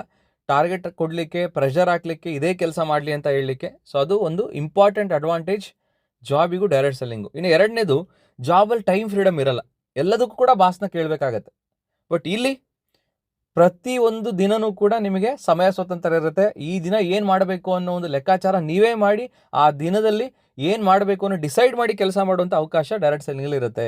ಜಾಬಲ್ಲಿ ಈವನ್ ಎಮರ್ಜೆನ್ಸಿ ಸಿಚುವೇಷನಲ್ಲಿ ರಜೆ ಕೇಳಬೇಕು ಅಂದ್ರೂ ನೀವೇನೇ ಇಂಡಿಪೆಂಡೆಂಟ್ ಡಿಸಿಷನ್ ತೊಗೊಂಡು ರಜೆ ಹಾಕ್ಲಿಕ್ಕೆ ಆಗಲ್ಲ. ರಜೆಯನ್ನು ನೀವು ರಿಕ್ವೆಸ್ಟ್ ಮಾಡಬೇಕಾಗತ್ತೆ. ಆ ರಿಕ್ವೆಸ್ಟನ್ನು ಅಕ್ಸೆಪ್ಟ್ ಮಾಡಿದರೆ ಬಾಸ್ ಮಾತ್ರ ನಿಮಗೆ ರಜೆ ಸಿಗುತ್ತೆ. ಇನ್ನು ಮೂರನೇದು, ಸೆಕ್ಯೂರಿಟಿ ಇರಲ್ಲ, ಎಸ್ಪೆಷಲಿ ಪ್ರೈವೇಟ್ ಜಾಬಲ್ಲಿ. ಉದಾಹರಣೆಗೆ ಎನಿ ಪಾಯಿಂಟ್ ಆಫ್ ಟೈಮ್ ನಿಮ್ಮನ್ನು ಆ ಕಂಪ್ನಿಯಿಂದ ಹೊರಗಡೆ ಹಾಕ್ಬೋದು ಪ್ರೈವೇಟ್ ಜಾಬಲ್ಲಿ. ಬಟ್ ಡೈರೆಕ್ಟ್ ಸೆಲ್ಲಿಂಗಲ್ಲಿ ಹಂಗಲ್ಲ. ಒಂದು ಸಲ ನೀವು ಐಡಿಯನ್ನು ಮಾಡಿಕೊಂಡ್ರೆ, ನಿಮಗೆ ಕಂಪನಿ ಒಂದು ಐಡಿ ಅಂತ ಕೊಟ್ಟರೆ ಲೈಫ್ ಟೈಮ್ ಮೆಂಬರ್ಶಿಪ್ ಇರುತ್ತೆ. ಆ್ಯಂಡ್ ಅದು ನಾವು ಡೆತ್ ಆದರೂ ಕೂಡ ನಮ್ಮ ನಾಮಿನಿಗೆ ಟ್ರಾನ್ಸ್ಫರ್ ಆಗುತ್ತೆ. ಆ ಥರದ ಅವಕಾಶ ಡೈರೆಕ್ಟ್ ಸೆಲ್ಲಿಂಗಲ್ಲಿ ಸಿಗ್ತಾ ಇರೋವಂಥದ್ದು. ಇನ್ನೊಂದು ಒಳ್ಳೆ ಜಾಬ್ ಪಡಿಬೇಕು ಅಂದರೆ 15 ವರ್ಷ ಎಜುಕೇಷನ್ ಮಾಡಿರಬೇಕು, ಆ್ಯಂಡ್ ಡಿಗ್ರಿ ಪಡೆದು ಇಂಟರ್ವ್ಯೂನಲ್ಲಿ ಪಾಸ್ ಆಗಬೇಕು. ಇವೆಲ್ಲವೂ ಕೂಡ ಕಂಡೀಷನ್ಸ್ ಇದೆ. ಆ್ಯಂಡ್ ಹಲವಾರು ಸ್ಕಿಲ್ಸ್ಗಳನ್ನ ಕ್ರಾಸ್ ವೆರಿಫೈ ಮಾಡ್ತಾರೆ ಜಾಬಲ್ಲಿ ಇಂಟರ್ವ್ಯೂ ಅಂತ ಹೋದಾಗ. ಬಟ್ ಡೈರೆಕ್ಟ್ ಸೆಲ್ಲಿಂಗಲ್ಲಿ ಆ ಥರ ಯಾವುದೇ ರೀತಿಯ ಕಂಡೀಷನ್ಸ್ ಇಲ್ಲ. ಜಸ್ಟ್ 18 ವರ್ಷ ತುಂಬಿದರೆ ಸಾಕು, ನಿಮಗೆ ಡೈರೆಕ್ಟ್ ಸೆಲ್ಲಿಂಗಲ್ಲಿ ಎಂಟ್ರಿ ಇರುತ್ತೆ. ಆ್ಯಂಡ್ ಇಲ್ಲಿ ಲಿಮಿಟೆಡ್ ಇನ್ಕಮ್ ಜಾಬಲ್ಲಿ. ಅವ್ರೇನು ಒಂದು ಸ್ಯಾಲ್ರಿಯನ್ನು ಫಿಕ್ಸ್ ಮಾಡಿರ್ತಾರೆ, ಆ ಸ್ಯಾಲ್ರಿಯಷ್ಟು ಬಿಟ್ಟರೆ ಅದಕ್ಕಿಂತ ₹1 ಎಕ್ಸ್ಟ್ರಾ ಆ ಒಂದು ಕಂಪನಿಯಿಂದ ನೀವು ಪಡೀಲಿಕ್ಕೆ ಸಾಧ್ಯತೆ ಇಲ್ಲ. ಡೈರೆಕ್ಟ್ ಸೆಲ್ಲಿಂಗಲ್ಲಿ ಹಾಗಲ್ಲ. ಎವ್ರಿ ಡೇ ನಿಮಗೆ ಒಂದು ಹೊಸ ಅವಕಾಶ ಹೈಯೆಸ್ಟ್ ಇನ್ಕಮ್ನ ಮಾಡಲಿಕ್ಕೆ ನೀವೇ ಡಿಸೈಡ್ ಮಾಡಿ ಈ ತಿಂಗಳು ಎಷ್ಟು ಇನ್ಕಮ್ ಬರಬೇಕು ಅಂತೇಳಿ ಅಷ್ಟು ಇನ್ಕಮ್ನ ಪಡೀಲಿಕ್ಕೆ ಸಾಧ್ಯತೆ ಇದೆ ಡೈರೆಕ್ಟ್ ಸೆಲ್ಲಿಂಗ್ನಲ್ಲಿ. ಜಾಬಲ್ಲಿ ಎಷ್ಟೇ ಕಷ್ಟಪಟ್ಟರೂ ಕೂಡ ಮಾಡಿರೋ ಕೆಲಸಕ್ಕೆ ರೆಕಗ್ನೇಷನ್ ಇಲ್ಲ, ಪ್ರಶಂಸೆ ಇಲ್ಲ, ಅಪ್ರಿಷಿಯೇಷನ್ಸ್ ಇಲ್ಲ. ಬಟ್ ಡೈರೆಕ್ಟ್ ಸೆಲ್ಲಿಂಗ್ ನೀವು ಗಮನಿಸಿದ್ರೆ, ನೀವು ಮಾಡುವಂಥ ಪ್ರತಿಯೊಂದು ಕೆಲಸಕ್ಕೂ, ಪ್ರತಿಯೊಂದು ಅಚೀವ್ಮೆಂಟಿಗೂ ನಿಮಗೆ ರೆಕಗ್ನೇಷನ್ ಇರುತ್ತೆ, ರೆಸ್ಪೆಕ್ಟ್ ಸಿಗುತ್ತೆ, ಆ್ಯಂಡ್ ಅಪ್ರಿಷಿಯೇಷನ್ ಇರುತ್ತೆ. ಸೊ ಇವೆಲ್ಲವೂ ಕೂಡ ಜಾಬಲ್ಲಿ ಇಲ್ಲದೇ ಇರುವಂಥದ್ದು ಡೈರೆಕ್ಟ್ ಸೆಲ್ಲಿಂಗಲ್ಲಿ ಇರುವಂಥದ್ದು. ಆ್ಯಂಡ್ ಇನ್ನೊಂದು ವ್ಯತ್ಯಾಸ ನೀವು ಗಮನಿಸೋದಾದರೆ, ಈ ಒಂದು ಸ್ಲೈಡಲ್ಲಿ ಜಾಬಿಗೂ ಡೈರೆಕ್ಟ್ ಸೆಲ್ಲಿಂಗು, ಜಾಬಲ್ಲಿ ಆ್ಯಕ್ಟಿವ್ ಇನ್ಕಮ್ ಅಂದರೆ ನೀವು ಕೆಲಸ ಮಾಡಿದರೆ ಮಾತ್ರ ಬರುತ್ತೆ ನಿಮಗೆ ಇನ್ಕಮ್. ಇನ್ ಕೇಸ್ ನೀವು ಕೆಲಸ ಮಾಡಲಿಲ್ಲ ಅಂತಂದರೆ ಜಾಬಲ್ಲಿ ನಿಮಗೆ ಯಾವುದೇ ರೀತಿ ಇನ್ಕಮ್ ಬರಲ್ಲ. ಬಟ್ ಡೈರೆಕ್ಟ್ ಸೆಲ್ಲಿಂಗಲ್ಲಿ ಆಗಲ್ಲ. ಕೆಲವು ದಿನ ನೀವು ಕೆಲಸ ಮಾಡಿಲ್ಲ ಅಂದರೂ ನಿಮ್ಗೆ ಇನ್ಕಮ್ ಬರುತ್ತೆ. ಯಾವಾಗ ಅಂತ ಅಂದರೆ, ನೀವೊಂದು ಟೀಮ್ನ ಬಿಲ್ಡ್ ಮಾಡಿದಾಗ. ಸೊ ಲೆಟ್ಸ್ ಇಮ್ಯಾಜಿನ್, ನೀವೊಂದು ಟೀಮ್ ಬಿಲ್ಡ್ ಮಾಡಿದ್ದೀರಾ. ನೀವಿವಾಗ ಯಾವುದೋ ಒಂದು ಎಮರ್ಜೆನ್ಸಿ ಸಿಚುಯೇಷನಿಂದ ಇವತ್ತು ಕೆಲಸ ಮಾಡಲಿಕ್ಕಾಗಿಲ್ಲ. ಸೊ ಆ ದಿನ ನಿಮ್ಮ ಟೀಮ್ ಕೆಲಸ ಮಾಡಿದೆ. ಆ ಟೀಮಲ್ಲಿರೋರು ಯಾರೂ ಕೂಡ ನಿಮಗೋಸ್ಕರ ಅಂತ ಕೆಲಸ ಮಾಡಿರಲ್ಲ. ಅವ್ರ ಕನಸುಗಳನ್ನ ನನಸು ಮಾಡಲಿಕ್ಕೆ, ಅವ್ರಿಗೆ ಆದಂಥ ಒಂದು ಇನ್ಕಮ್ನ ಪಡೀಲಿಕ್ಕೆ, ಅವರು ಕೂಡ ಒಂದು ಅಚೀವ್ಮೆಂಟ್ ಮಾಡಲಿಕ್ಕೆ ಅವ್ರು ಕೆಲಸ ಮಾಡ್ತಾ ಇರ್ತಾರೆ. ಸೊ ಆ ಕೆಲಸದಿಂದನೂ ಆ ದಿನ ನೀವು ಕೆಲಸ ಮಾಡಿಲ್ಲ ಅಂದ್ರೂ ನಿಮ್ಗೆ ಇನ್ಕಮ್ ಬರುತ್ತೆ. ಉದಾಹರಣೆಗೆ ಒಂದು ವಾರ ನೀವು ಕೆಲಸನೇ ಮಾಡಿಲ್ಲ, ಒಂದು ತಿಂಗಳು ನೀವು ಕೆಲಸನೇ ಮಾಡಿಲ್ಲ ಅಂದ್ರೂ ಆ ಒಂದು ವಾರ, ಆ ಒಂದು ತಿಂಗಳು ನಿಮ್ಮ ಟೀಮ್ ಕೆಲಸ ಮಾಡಿದರೆ ಆ ಒಂದು ಬಿಸ್ನೆಸ್ಸಿಗೂ ನಿಮ್ಗೆ ಇನ್ಕಮ್ ಬರುತ್ತೆ. ಅಂದರೆ ಅದನ್ನು ಪ್ಯಾಸಿವ್ ಇನ್ಕಮ್ ಅಂತ ಕರಿತೀವಿ. ಅದನ್ನು ನೀವು ಜಾಬಲ್ಲಿ ಪಡೀಲಿಕ್ಕೆ ಸಾಧ್ಯತೆ ಇಲ್ಲ, ಡೈರೆಕ್ಟ್ ಸೆಲ್ಲಿಂಗಲ್ಲಿ ಪಡೀಲಿಕ್ಕೆ ಸಾಧ್ಯ. ಆ್ಯಂಡ್ ಜಾಬಲ್ಲಿ ನೆಕ್ಸ್ಟ್ ಸ್ಲೈಡಲ್ಲಿ ನೀವು ಗಮನಿಸೋದಾದರೆ, ಇಂಡಿವಿಜುವಲ್ ಎಫರ್ಟ್, ವೈಯಕ್ತಿಕ ಶ್ರಮ, ನೀವು ಒಬ್ಬರೇ ಎಫರ್ಟ್ ಆಗಬೇಕು ನೀವು ಇನ್ಕಮ್ ಪಡೀಲಿಕ್ಕೆ. ಬಟ್ ಡೈರೆಕ್ಟ್ ಸೆಲ್ಲಿಂಗಲ್ಲಿ ನಿಮಗೆ ಬರೋ ಇನ್ಕಮಿಗೆ ನಿಮ್ಮೊಬ್ಬರದೇ ಎಫರ್ಟ್ ಇರೋಲ್ಲ, ನಿಮ್ಮ ಟೀಮ್ ಎಫರ್ಟು ಕೂಡ ಇರುತ್ತೆ. ಅಂದರೆ ಟೀಮ್ ವರ್ಕ್ನ ಸಾಧ್ಯತೆ ಇದೆ ಡೈರೆಕ್ಟ್ ಸೆಲ್ಲಿಂಗ್ನಲ್ಲಿ.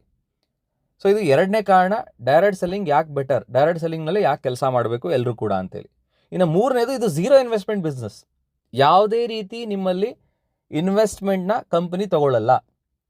ಕೊಡೋವಂಥ ದುಡ್ಡಿಗೆ ಪ್ರಾಡಕ್ಟ್ನ ಮುಟ್ಟಿಸಿರ್ತಾರೆ. ಬಿಸ್ನೆಸ್ ಅನ್ನೋದು ಅಬ್ಸಲ್ಯೂಟ್ಲಿ ಫ್ರೀ ಇರುತ್ತೆ ಆ್ಯಂಡ್ ಆಪ್ಷನಲ್ ಇರುತ್ತೆ. ಯಾರಿಗೂ ಕೂಡ ಕಂಡೀಷನ್ ಇರಲ್ಲ, ಮ್ಯಾಂಡೇಟ್ರಿ ಇರಲ್ಲ, ಬಿಸ್ನೆಸ್ ಮಾಡಲೇಬೇಕು ಅಂತೇಳಿ. ಅದಕ್ಕೆ ಹೇಳ್ತಾರೆ ಬಿಸ್ನೆಸ್ ಅನ್ನುವಂಥದ್ದು ಫ್ರೀ ಆ್ಯಂಡ್ ಆಪ್ಷನಲ್ ಅಂತ. ಉಚಿತವಾಗಿ ಸಿಕ್ಕಿರುತ್ತೆ ಬಿಸ್ನೆಸ್ಸು, ಇಷ್ಟ ಇದ್ದರೆ ನಾವು ಆ ಬಿಸ್ನೆಸ್ನ ಮಾಡಿ ಒಳ್ಳೆ ಇನ್ಕಮ್ನ ಪಡಿಬೋದು.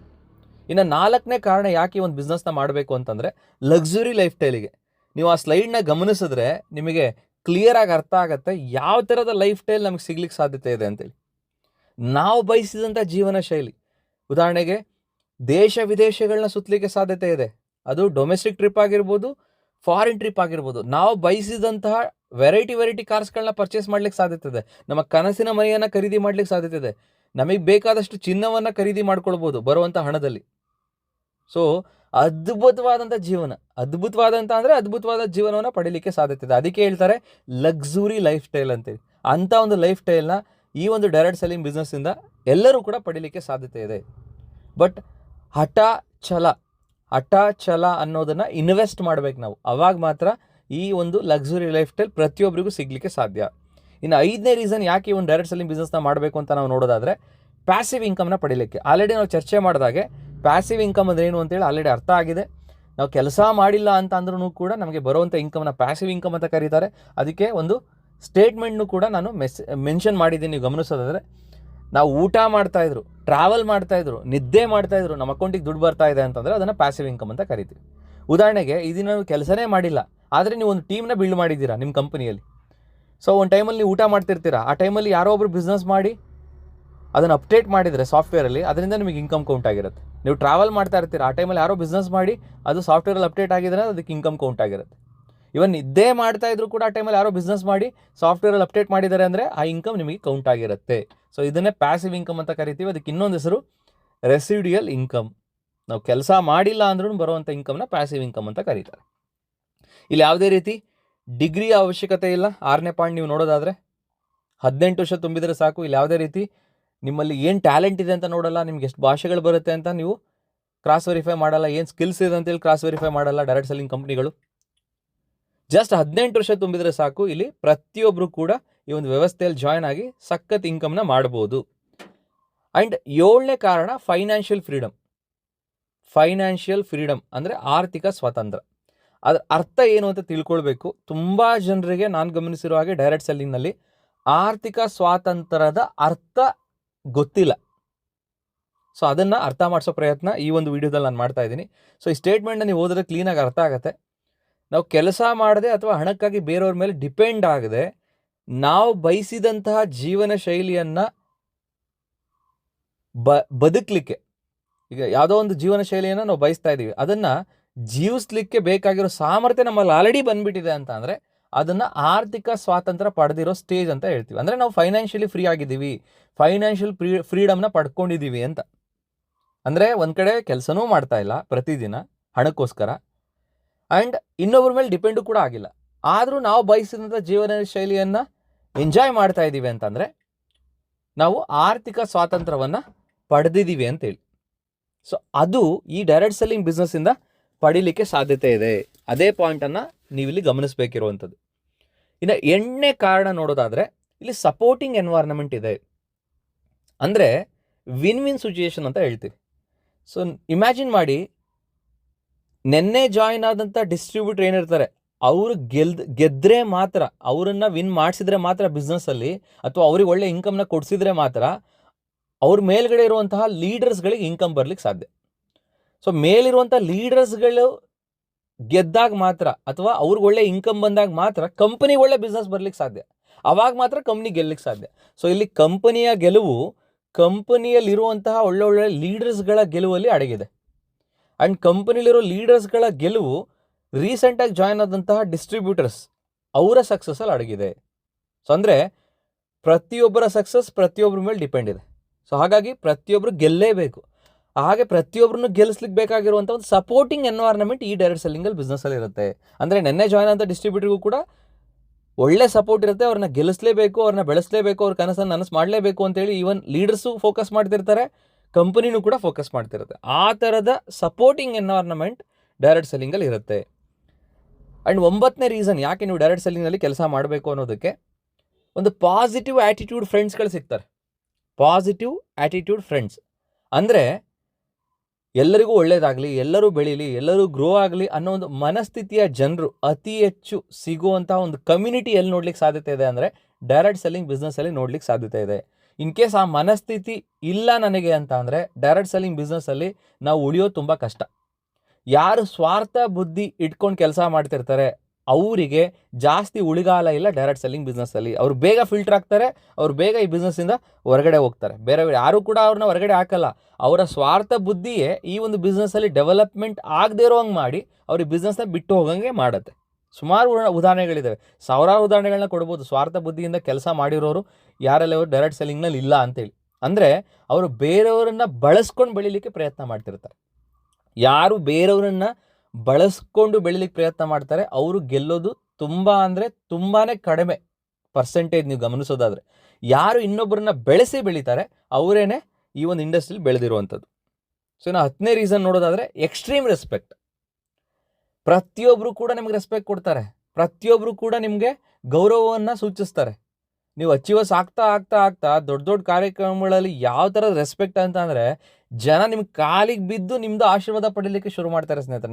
ನಿಮಗಿಂತ ವಯಸ್ಸಿನಲ್ಲಿ ದೊಡ್ಡವರು ಇದ್ದವರು ಕೂಡ ನಿಮ್ಮ ಕಾಲಿಗೆ ಬಿದ್ದು ನಮಸ್ಕಾರವನ್ನು ಅಥವಾ ಆಶೀರ್ವಾದವನ್ನು ಪಡೀಲಿಕ್ಕೆ ಸಾಧ್ಯತೆ ಇರುವಂಥ ಒಂದು ಇಂಡಸ್ಟ್ರಿ. ಆ ಥರದ ಒಂದು ರೆಸ್ಪೆಕ್ಟ್.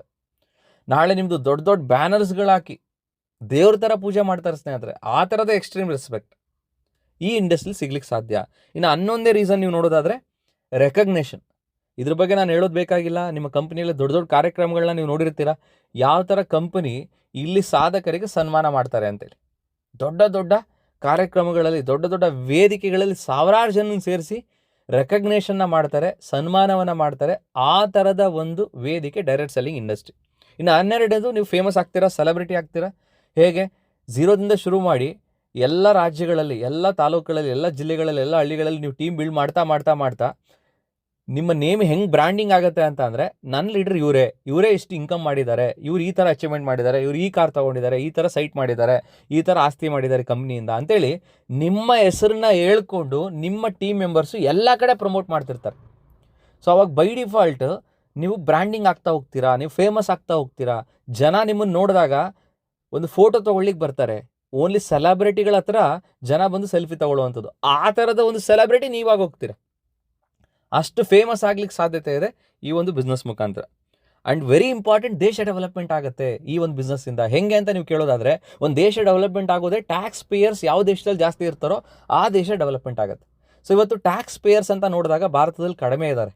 ಸೊ ಈ ಡೈರೆಕ್ಟ್ ಸೆಲ್ಲಿಂಗ್ ಬಿಸ್ನೆಸ್ ಏನು ಮಾಡ್ತಾ ಇದೆ ಅಂದರೆ ಪ್ರತಿಯೊಬ್ಬರಿಂದ 2% TDS ಅಂತೇಳಿ ಕಂಪನಿ ಅವ್ರ ಪಾನ್ ಕಾರ್ಡ್ನ ಯೂಸ್ ಮಾಡಿಕೊಂಡು ಡಿಡಕ್ಟ್ ಮಾಡಿ ಗೌರ್ಮೆಂಟಿಗೆ ಪೇ ಮಾಡ್ತಾ ಇದೆ. ಇದ್ರ ಮುಖಾಂತರ ಪ್ರತಿಯೊಬ್ಬರನ್ನ ಟ್ಯಾಕ್ಸ್ ಪೇಯರ್ಸ್ನಾಗಿ ರೆಡಿ ಮಾಡ್ತಾ ಇದೆ direct selling business. So indirectly ದೇಶವನ್ನು ಡೆವಲಪ್ಮೆಂಟ್ ಮಾಡಲಿಕ್ಕೂ ಕೂಡ ಪ್ರತಿಯೊಬ್ಬರು ಕೆಲಸ ಮಾಡ್ದಂಗೆ ಆಯಿತು. ಸೊ ನೀವು ಹೆಮ್ಮೆಯಿಂದ ಹೇಳ್ಕೊಬೋದು, ನಾನು ದೇಶ ಡೆವಲಪ್ಮೆಂಟ್ ಮಾಡೋ ಕೆಲಸವನ್ನು ಮಾಡ್ತಾ ಇದ್ದೀನಿ ಅಂತೇಳಿ. ಸೊ 14ನೇ ರೀಸನ್, ಝೀರೋದಿಂದ ಬಂದಂಥ ವ್ಯಕ್ತಿಯೂ ಕೂಡ ಇಲ್ಲಿ ಹೀರೋ ಆಗ್ಲಿಕ್ಕೆ ಸಾಧ್ಯತೆ ಇದೆ.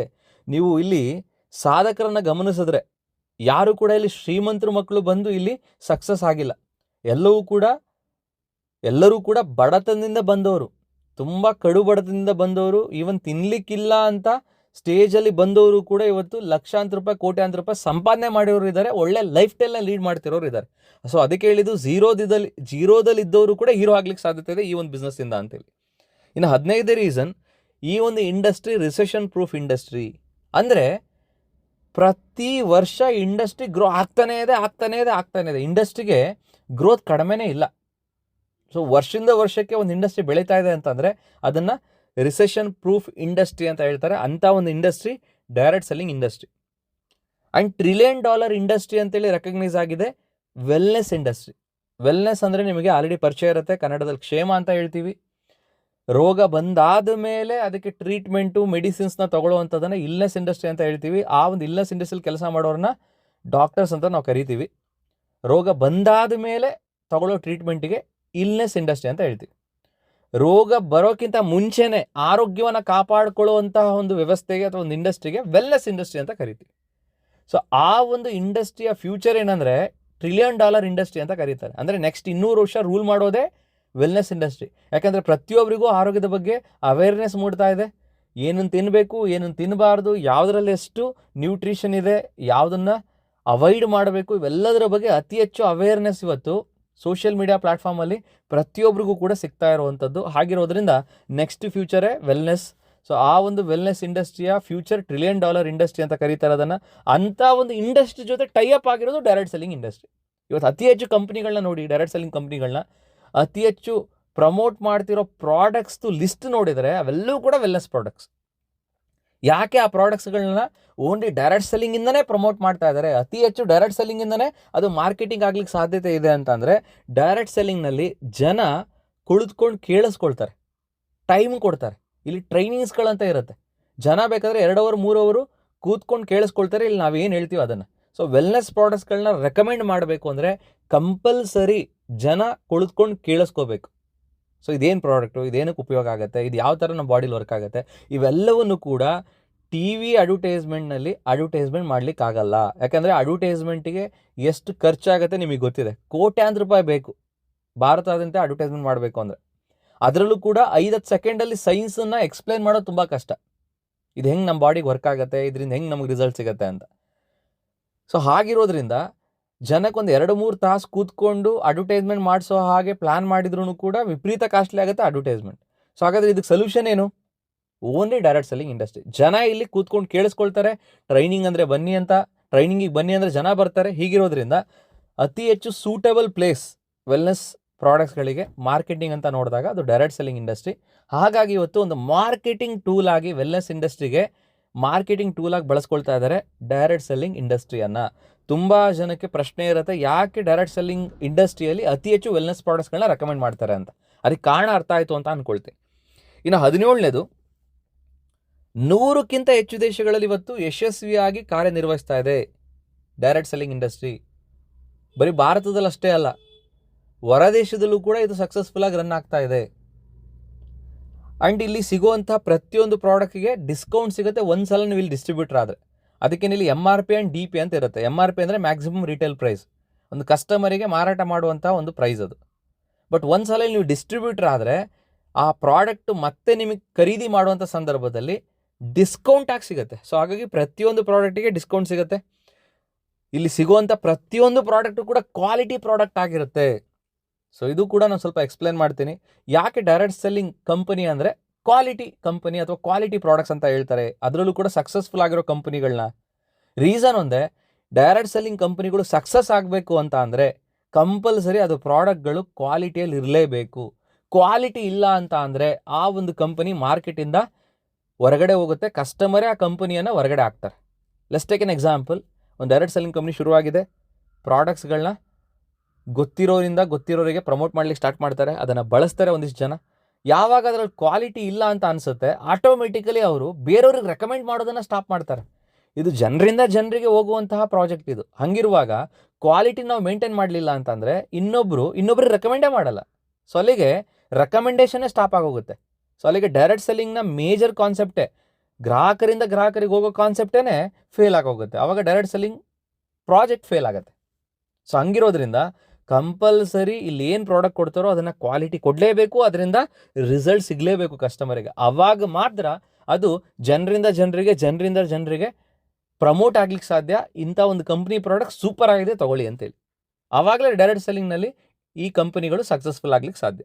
ಸೊ ಇವೆಲ್ಲ ಕಾರಣಗಳನ್ನ ನೀವು ಗಮನದಲ್ಲಿ ಇಟ್ಕೊಂಡ್ರೆ ಇವತ್ತು ಯಾವುದೆಲ್ಲ ಸಕ್ಸಸ್ಫುಲ್ ಆಗಿದೆ ಕಂಪನಿಗಳು 5 ವರ್ಷ ದಾಟಿದ್ದಾವೆ, 100% ಆ ಸಂಸ್ಥೆ 5 ವರ್ಷ ದಾಟಿದೆ ಅಂದರೆ ಅದರ ಅರ್ಥ ಆ ಕಂಪನಿಯಲ್ಲಿ ಪ್ರಾಡಕ್ಟ್ಗಳು ಕ್ವಾಲಿಟಿ ಪ್ರಾಡಕ್ಟ್ ಇದ್ದಾವೆ ಆ್ಯಂಡ್ ಕಸ್ಟಮರಿಗೆ ರಿಸಲ್ಟನ್ನು ಕೊಡುತ್ತೆ ಆ ಪ್ರಾಡಕ್ಟ್ ಅನ್ನೋದನ್ನು ನೀವು ತಲೆಯಲ್ಲಿ ಇಟ್ಕೊಳ್ಬೋದು. ಆ್ಯಂಡ್ ನೆಕ್ಸ್ಟ್ 21ನೇ ಕಾರಣ ನೀವು ಗಮನಿಸೋದಾದರೆ, ಇಲ್ಲಿ ಪ್ರತಿಯೊಬ್ಬರಿಗೂ ಆರೋಗ್ಯ ಸಿಗ್ಲಿಕ್ಕೆ ಸಾಧ್ಯತೆ ಇದೆ, ಪ್ರತಿಯೊಬ್ಬರಿಗೂ ಕೂಡ ಒಂದು ಒಳ್ಳೆ ವೆಲ್ತನ್ನು ಮಾಡಲಿಕ್ಕೆ ಸಾಧ್ಯತೆ ಇದೆ, ಸಖತ್ ಆಸ್ತಿಯನ್ನು ಮಾಡಲಿಕ್ಕೆ ಸಾಧ್ಯತೆ ಇದೆ, ಸಂಪತ್ತನ್ನು ಪಡೀಲಿಕ್ಕೆ ಸಾಧ್ಯತೆ ಇದೆ. ಇಲ್ಲಿ ವೆಲ್ತು ಸಿಗುತ್ತೆ, ಹೆಲ್ತು ಸಿಗುತ್ತೆ. ಅದಕ್ಕೆ ನಾವು ಡೈಲಾಗ್ ಇದೆ, ಡೈರೆಕ್ಟ್ ಸೆಲ್ಲಿಂಗ್ ಕಂಪ್ನಿ ಪ್ರಾಡಕ್ಟ್ಸ್ಗಳನ್ನ ಇನ್ನೊಬ್ಬರು ರೆಕಮೆಂಡ್ ಮಾಡಿದರೆ ದುಡ್ಡು ಮಾಡ್ತೀವಿ, ಬಳಸಿದ್ರೆ ಆರೋಗ್ಯವೂ ಸಿಗುತ್ತೆ ಅಂತ. ಅಂದರೆ ಡೈರೆಕ್ಟ್ ಸೆಲ್ಲಿಂಗ್ ಕಂಪ್ನಿ ಪ್ರಾಡಕ್ಟ್ಸ್ಗಳನ್ನ ಬಳಸಿದ್ರೆ ಆರೋಗ್ಯ, ರೆಕಮೆಂಡ್ ಮಾಡಿದ್ರೆ ಐಶ್ವರ್ಯ ಅಂತೇಳಿ. ಸೊ ಇನ್ನು 22ನೇ ಕಾರಣ ನೀವು ಗಮನಿಸೋದಾದರೆ ನಾಮಿನಿ ಬೆನಿಫಿಟ್. ಅಂದರೆ ಈಗ ನಾನು ವರ್ಕ್ ಮಾಡ್ತಾ ಇದ್ದೀನಿ, ಒಂದು ಒಳ್ಳೆ ಟೀಮ್ ಬಿಲ್ಡ್ ಮಾಡಿದ್ದೀನಿ, ನಾಳೆ ತುಂಬ ಚೆನ್ನಾಗಿ ಆ ಟೀಮ್ ವರ್ಕ್ ಮಾಡ್ತಾ ಇದೆ, ಒಳ್ಳೆ ಬಿಸ್ನೆಸ್ ಬರ್ತಿದೆ, ನಾಳೆ ನನಗೇನು ಹೆಚ್ಚು ಕಮ್ಮಿ ನಾನು ಡೆತ್ ಆದೆ. ಅಂಥ ಸಂದರ್ಭದಲ್ಲಿ ನನ್ನ ಐಡಿಯಾನ ನಾಮಿನಿಗೆ ಟ್ರಾನ್ಸ್ಫರ್ ಮಾಡ್ತಾರೆ ಆ ಒಂದು ಡೈರೆಕ್ಟ್ ಸೆಲ್ಲಿಂಗ್ ಕಂಪನಿ. ಆ್ಯಂಡ್ ಆ ಟೀಮ್ ಏನು ಕೆಲಸ ಮಾಡಿ ಒಂದು ಬಿಸ್ನೆಸ್ ಕ್ರಿಯೇಟ್ ಆಗ್ತಿದೆ, ಆ ಬಿಸ್ನೆಸ್ಸಿಗೆ ನನಗೆ ಬರೋ ಇನ್ಕಮ್ಮು ನನ್ನ ನಾಮಿನಿ ಬ್ಯಾಂಕ್ ಅಕೌಂಟಿಗೆ ಟ್ರಾನ್ಸ್ಫರ್ ಆಗುತ್ತೆ. ಸೊ ಇದನ್ನೇ ನಾಮಿನಿ ಬೆನಿಫಿಟ್ ಅಂತ ಕರೀತಾರೆ. ಅಂದರೆ ನಾನು ನನ್ನ ಫ್ಯಾಮಿಲಿಗೆ ಒಂದು ಒಳ್ಳೆ ಆಸ್ತಿಯನ್ನು ಏನಾದರೂ ಕ್ರಿಯೇಟ್ ಮಾಡಬೇಕು ಅಂತಂದರೆ ಅದಕ್ಕೆ ಒಂದು ಒಳ್ಳೆ ಸೊಲ್ಯೂಷನ್ ಇದೆ ಡೈರೆಕ್ಟ್ ಸೆಲ್ಲಿಂಗಲ್ಲಿ. ಒಂದು ಒಳ್ಳೆ ಡೈರೆಕ್ಟ್ ಸೆಲ್ಲಿಂಗ್ ಕಂಪ್ನಿನ ಸೆಲೆಕ್ಟ್ ಮಾಡಿ ಸಕ್ಸಸ್ ಆಗಲಿಕ್ಕೆ ಏನನ್ನು ಮಾಡಬೇಕು ಅನ್ನೋದನ್ನು ಕಲೀರಿ, ಅದನ್ನು ಇಂಪ್ಲಿಮೆಂಟ್ ಮಾಡಿ ಸಕ್ಸಸ್ ಆಗಿ ನಾಳೆ ನಮ್ಗೆ ಏನೇ ಹೆಚ್ಚು ಕಮ್ಮಿ ಆದ್ರೂ ನಾವು ಕಟ್ಟಿದಂತಹ ಟೀಮಿಂದ ನಮ್ಮ ನಾಮಿನಿಗೆ ಯೂಜ್ ಇನ್ಕಮ್ ಹೋಗ್ಲಿಕ್ಕೆ ಸಾಧ್ಯತೆ ಇದೆ. ಸೊ ಇನ್ನು 23ನೇ ಕಾರಣ ಯಾಕೆ ಈ ಒಂದು ಬಿಸ್ನೆಸ್ನ ಮಾಡಬೇಕು ಅನ್ನೋ ಒಂದು ವಿಚಾರದಲ್ಲಿ ಸಂಭಾವನೆ ಅಂತ ಕರಿತೀವಿ ಸ್ನೇಹಿತರೆ. ಕೆಲವರಿಗೆ ಸಿಗೋದು ಸಂಭಾವನೆ. ಇವತ್ತು ಯಾವುದೋ ಒಂದು ಮೂವೀಸ್ಗಳನ್ನ ಮಾಡಿ ಒಂದು ಫಿಲಮಲ್ಲಿ ಒಂದು ಒಳ್ಳೆ ರೆಕಗ್ನೈಸ್ ಆಗಿರೋ ಹೆಸರು ಮಾಡಿರೋ ಹೀರೋ ಆಗಬೇಕು ಇಲ್ಲ ಹೀರೋಯಿನ್ ಆಗಬೇಕು, ನಮಗೆ ಸಂಭಾವನೆ ಸಿಗಬೇಕು ಅಂದರೆ ನಮ್ಮನ್ನು ದೊಡ್ಡ ದೊಡ್ಡ ಕಂಪನಿಗಳು ಅಡ್ವರ್ಟೈಸ್ಮೆಂಟಿಗೆ ಇನ್ವೈಟ್ ಮಾಡ್ತಾರೆ, ಬನ್ನಿ ನಮ್ಮ ಸಂಸ್ಥೆಯ ಪ್ರಾಡಕ್ಟಿಗೆ ಬ್ರ್ಯಾಂಡ್ ಅಂಬಾಸಿಡರ್ ಆಗಿ ಅಂತೇಳಿ. ಸೊ 1 ವರ್ಷನೋ 2 ವರ್ಷನೋ ಅಗ್ರಿಮೆಂಟ್ ಮಾಡಿಸ್ಕೊಳ್ತಾರೆ, ಅಷ್ಟು ವರ್ಷ ಅವರನ್ನು ಬ್ರ್ಯಾಂಡ್ ಅಂಬಾಸಿಡರ್ ಆಗಿ ಆ ಒಂದು ಪ್ರಾಡಕ್ಟಿಗೆ ಪ್ರಮೋಷನ್ ಮಾಡ್ಕೊಳ್ತಾರೆ, ಅದಕ್ಕೆ ಇಷ್ಟು ಕೋಟಿ ಅಂತೇಳಿ ಅವ್ರಿಗೆ ಸಂಭಾವನೆ ಅಂತ ಕೊಡ್ತಾರೆ. ಸೊ ಇದು ನಿಮಗೆ ಅರ್ಥ ಆಯಿತು ಸಂಭಾವನೆ ಅಂದರೆ ಏನು ಅಂತ. ಅದೇ ಥರದ ಅವಕಾಶ ಸಾಮಾನ್ಯ ವ್ಯಕ್ತಿಯೂ ಕೂಡ ಡೈರೆಕ್ಟ್ ಸೆಲ್ಲಿಂಗ್ ಕಂಪ್ನಿ ಕೈ ಬೀಸಿ ಕೊಡ್ತಾ ಇದೆ. ತುಂಬ ಜನಕ್ಕೆ ನಮ್ಮ ಕೆಲಸ ಏನು ಅಂತಲೇ ಗೊತ್ತಿಲ್ಲ ಡೈರೆಕ್ಟ್ ಸೆಲ್ಲಿಂಗಲ್ಲಿ. ಅವ್ರುಗಳು ಕರೆಕ್ಟಾಗಿ ಕೇಳಿಸ್ಕೊಳ್ಳಿ ಈ ಒಂದು ವಿಚಾರವನ್ನು. ನೀವು ನಿಮ್ಮ ಸಂಸ್ಥೆಯಲ್ಲಿ ಏನಾಗಿ ಕೆಲಸ ಮಾಡ್ತಿದ್ದೀರಾ ಅಂತ ಅಂದರೆ ಬ್ರ್ಯಾಂಡ್ ಅಂಬಾಸಿಡರ್ ಕೆಲಸ ಮಾಡ್ತಾ ಇದ್ದೀರಾ. ನಿಮ್ಮ ಡೈರೆಕ್ಟ್ ಸೆಲ್ಲಿಂಗ್ ಕಂಪನಿ ಎಲ್ಲ ಪ್ರಾಡಕ್ಟ್ಸ್ಗಳಿಗೂ ನೀವೇ ಬ್ರ್ಯಾಂಡ್ ಅಂಬಾಸಿಡರ್. ನಿಮ್ಮನ್ನೇ ಬ್ರ್ಯಾಂಡ್ ಅಂಬಾಸಿಡರ್ ಆಗಿ ಕಂಪನಿ ಸೆಲೆಕ್ಟ್ ಮಾಡಿ ನಿಮ್ಮ ಮುಖಾಂತರ ಪ್ರತಿಯೊಬ್ಬರಿಗೂ ಅಡ್ವರ್ಟೈಸ್ಮೆಂಟ್ ಮಾಡಿಸ್ತಾ ಇದೆ. ಅದಕ್ಕೋಸ್ಕರನೇ ಕಂಪನಿ ನಿಮಗೆ ಇನ್ಕಮ್ ಕೊಡುವಂಥದ್ದು. ಅದನ್ನೇ ಸಂಭಾವನೆ ಅಂತ ಕರೀತಾರೆ. ಅಂದರೆ ಕೆಲವು ಸೆಲೆಬ್ರಿಟಿಗಳಿಗಷ್ಟೇ ಸಂಭಾವನೆ ಪಡೀಲಿಕ್ಕೆ ಸಾಧ್ಯ. ಒಂದು ಫಿಲಮಲ್ಲಿ ಫೇಮಸ್ ಇರಬೇಕು, ಇಲ್ಲ ಸ್ಪೋರ್ಟ್ಸಲ್ಲಿ ಫೇಮಸ್ ಇರಬೇಕು. ಅದು ಬಿಟ್ಟರೆ ಬೇರೆಯವರಿಗೆ ಸಂಭಾವನೆ ತೊಗೊಳ್ಳಿಕ್ಕೆ ತುಂಬ ಕಷ್ಟ. ಈಗ ಸದ್ಯಕ್ಕೆ ಸೋಷಿಯಲ್ ಮೀಡಿಯಾ ಅಂತ ಬಂದಿದೆ, ಅದರಲ್ಲಿ ಅತಿ ಹೆಚ್ಚು ಫಾಲೋವರ್ಸ್ ಇರೋರಿಗೂ ಕೂಡ ಸಂಭಾವನೆ ಕೊಡ್ತಾ ಇದ್ದಾರೆ. ಅವ್ರುಗಳನ್ನ ಹೊರತುಪಡಿಸಿ ಕಡು ಬಡವರು ಕೂಡ ಸೆಲೆಬ್ರಿಟಿ ಆಗ್ಲಿಕ್ಕೆ ಸಾಧ್ಯ, ಸಂಭಾವನೆ ಪಡೀಲಿಕ್ಕೆ ಸಾಧ್ಯ, ಬ್ರ್ಯಾಂಡ್ ಅಂಬಾಸಿಡರ್ ಆಗ್ಲಿಕ್ಕೆ ಸಾಧ್ಯತೆ ಇದೆ ಅಂತಂದರೆ ಅದು ಡೈರೆಕ್ಟ್ ಸೆಲ್ಲಿಂಗ್ ಬಿಸ್ನೆಸ್ನಿಂದ ಮಾತ್ರ ಸಾಧ್ಯ. ಇನ್ನು 25ನೇ ರೀಸನ್ ನೀವು ನೋಡೋದಾದರೆ, ಇಲ್ಲಿ ನೀವು ವೆಲ್ನೆಸ್ ಕನ್ಸಲ್ಟೆಂಟ್ ಆಗ್ಲಿಕ್ಕೆ ಸಾಧ್ಯತೆ ಇದೆ. ವೆಲ್ನೆಸ್ ಕನ್ಸಲ್ಟೆಂಟ್ ಅಂದರೆ ಏನು? ರೋಗಗಳು ಬರೋದಕ್ಕಿಂತ ಮುಂಚೆ ನಮ್ಮ ಆರೋಗ್ಯವನ್ನು ಕಾಪಾಡಿಕೊಳ್ಳೋದು ಹೇಗೆ ಅನ್ನೋದನ್ನು ಅಡ್ವೈಸ್ ಮಾಡುವಂತಹ ಆ ಒಂದು ಕನ್ಸಲ್ಟೆನ್ಸಿ ಕೊಡುವಂಥ ವ್ಯಕ್ತಿಯನ್ನು ಕನ್ಸಲ್ಟೆಂಟ್ ಅಂತ ಕರೀತಾರೆ. ಅಂದರೆ ವೆಲ್ನೆಸ್ ಕನ್ಸಲ್ಟೆಂಟ್ ಅಂತ ಕರೀತಾರೆ. ಆರೋಗ್ಯ ಹಾಳಾದ ಮೇಲೆ ಕೊಡುವಂತಹ ಸಲಹೆ ಏನಿದೆ ಆ ಸಲಹೆಗಾರರನ್ನ ಹೆಲ್ತ್ ಕನ್ಸಲ್ಟೆಂಟ್ ಅಂತ ಕರೀತಾರೆ, ಅಥವಾ ಡಾಕ್ಟರ್ ಅಂತ ಕರೀತಾರೆ. ಸೊ ಇವತ್ತು ನೀವು ರೋಗಗಳು ಬರೋದಕ್ಕಿಂತ ಮುಂಚೆ ಆರೋಗ್ಯವನ್ನು ಹೆಂಗೆ ಕಾಪಾಡಿಕೊಳ್ಳೋದು ಅನ್ನೋದನ್ನು ನೀವು ನಿಮ್ಮ ಕಂಪನಿಯಲ್ಲಿ ಹೇಳ್ತಾ ಇದ್ದೀರಾ ಅಂತಂದರೆ ನೀವು ಹೆಮ್ಮೆಯಿಂದ ಹೇಳ್ಕೊಬೋದು ಸಮಾಜದಲ್ಲಿ, ನಾನು ಒಬ್ಬ ವೆಲ್ನೆಸ್ ಕನ್ಸಲ್ಟೆಂಟ್, ಆರೋಗ್ಯದ ಬಗ್ಗೆ ಅವೇರ್ನೆಸ್ ಮೂಡಿಸುವಂಥ ವ್ಯಕ್ತಿ ಅಂತೇಳಿ. ಇನ್ನು 26ನೇ ರೀಸನ್ ಯಾಕೆ ಡೈರೆಕ್ಟ್ ಸೆಲ್ಲಿಂಗಲ್ಲಿ ಪ್ರತಿಯೊಬ್ಬರು ಕೆಲಸ ಮಾಡಬೇಕು ಅನ್ನೋ ವಿಚಾರದಲ್ಲಿ, ಇಲ್ಲಿ ಅನ್ಲಿಮಿಟೆಡ್ ಇನ್ಕಮ್ ಆಪರ್ಚುನಿಟಿ ಇದೆ. ನೀವು ಎಷ್ಟು ಬೇಕಾದರೂ ಇಲ್ಲಿ ಇನ್ಕಮ್ ತೊಗೊಳ್ಬೋದು. ಲಿಮಿಟೇಷನ್ನೇ ಇಲ್ಲ, ಇಲ್ಲಿ ಲಿಮಿಟೇಷನ್ಸೇ ಇಲ್ಲ. ನೀವೆಷ್ಟು ಬಿಸ್ನೆಸ್ನ ನಿಮ್ಮ ಟೀಮಿಂದ ಮಾಡ್ತೀರೋ ಅಷ್ಟು ಬಿಸ್ನೆಸ್ಸಿಗೆ ನಿಮಗೆ ಇನ್ಕಮ್. ಇನ್ನು 27ನೇ ರೀಸನ್, ಆಲ್ರೆಡಿ ನಾನು ಲಾಸ್ಟ್ ಒಂದು ವೀಡಿಯೋದಲ್ಲಿ ಹೇಳಿದ್ದೆ ನೆಟ್ವರ್ಕ್ ಮಾರ್ಕೆಟಿಂಗ್ ಅಂದ್ರೆ ಏನು ಅಂತೇಳಿ. ಆ ಒಂದು ವೀಡಿಯೋವನ್ನು ನೀವು ಗಮನಿಸಿದರೆ ಈ ಒಂದು ಪಾಯಿಂಟನ್ನು ನಾನು ತುಂಬ ಚೆನ್ನಾಗಿ ಎಕ್ಸ್ಪ್ಲೇನ್ ಮಾಡಿದ್ದೀನಿ. ಪ್ರೈಮರಿ ಮೋಟಿವೇಟಿಂಗ್ ಫ್ಯಾಕ್ಟರ್ಸ್ ಅಂತ ಕರೀತಾರೆ. ಒಬ್ಬ ವ್ಯಕ್ತಿಗೆ 9 ಪಾಯಿಂಟ್ಸ್ಗಳು ಅತಿ ಹೆಚ್ಚು ಮೋಟಿವೇಶನ್ ಕೊಡುತ್ತೆ. ಈ 9 ಪಾಯಿಂಟ್ಸ್ಗಳು ಕೂಡ ಅವನಿಗೆ ಬೇಕಾಗಿರುತ್ತೆ. ಆ 9 ಪಾಯಿಂಟ್ಸ್ ಯಾವುದು ಅಂತಂದರೆ, ಒಂದು ಹೆಚ್ಚುವರಿ ಆದಾಯ. ಅಂದರೆ ಒಂದು ಕಡೆ ಕೆಲಸ ಮಾಡ್ಕೊಳ್ತಾ ಇನ್ನೊಂದು ಕಡೆ ಕೆಲಸ ಮಾಡಿ ದುಡ್ಡು ಬರುತ್ತೆ ಅಂದರೆ ಅವ್ನು ಬೇಡ ಅನ್ನಲ್ಲ. ಅವನಿಗೆ ಟೈಮ್ ಫ್ರೀಡಮ್ ಬೇಕು, ಫೈನಾನ್ಷಿಯಲ್ ಫ್ರೀಡಮ್ ಬೇಕು, ಇನ್ನೊಬ್ರಿಗೆ ಹೆಲ್ಪ್ ಮಾಡಿ ತಾನು ಬೆಳೆಯುವಂಥ ಅವಕಾಶ ಇದೆ ಅಂದರೆ ಅದು ಬೇಡ ಅನ್ನಲ್ಲ. ಅವನದೇ ಆದಂಥ ಒಂದು ಬಿಸ್ನೆಸ್ನ ಶುರು ಮಾಡುವಂಥ ಮನಸ್ಥಿತಿ ಎಲ್ಲರೂ ಕೂಡ ಇರುತ್ತೆ. ಬೇಗ ರಿಟೈರ್ ಆಗಬೇಕು ಅಂತೇಳಿ, ಮುಂದಿನ ಪೀಳಿಗೆ ಆಸ್ತಿ ಮಾಡಬೇಕು ಅಂತೇಳಿ, ನಾನು ಕೂಡ 10 ಜನಕ್ಕೆ ರೋಲ್ ಮಾಡಲ್ ಆಗಬೇಕು, ಆ ಥರದ ವ್ಯಕ್ತಿತ್ವ ನಂದು ಆಗಬೇಕು, ಹೊಸ ಜನಕ್ಕೆ ಭೇಟಿಯಾಗಿ ಫೇಮಸ್ ಆಗಬೇಕು. ಇವೆಲ್ಲ ಪಾಯಿಂಟ್ಸ್ಗಳು ಎಲ್ರಿಗೂ ಬೇಕು. ಅವೆಲ್ಲವೂ ಕೂಡ ಸಿಗುವಂಥ ಇಂಡಸ್ಟ್ರಿ ಡೈರೆಕ್ಟ್ ಸೆಲ್ಲಿಂಗ್ ಇಂಡಸ್ಟ್ರಿ. ಇನ್ನು 28ನೇ ರೀಸನ್ ಯಾಕೆ ಈ ಒಂದು ಬಿಸ್ನೆಸ್ನ ಮಾಡಬೇಕು ಅಂತಂದರೆ, ಅದು ಕಮ್ಯುನಿಕೇಷನ್ ಸ್ಕಿಲ್ನ ನೀವು ಕಲಿತೀರಾ. ಉದಾಹರಣೆಗೆ ನಂದೇ ಕಮ್ಯುನಿಕೇಷನ್ ನೋಡಿ, ನಾನು ಕೂಡ ಅಟ್ ದ ಏಜ್ ಆಫ್ 18 ಈ ಒಂದು ಡೈರೆಕ್ಟ್ ಸೆಲ್ಲಿಂಗ್ ಬಿಸ್ನೆಸ್ಸಿಗೆ ಬಂದಿದೆ. ಈಗ ನನಗೆ ವಯಸ್ಸು 30.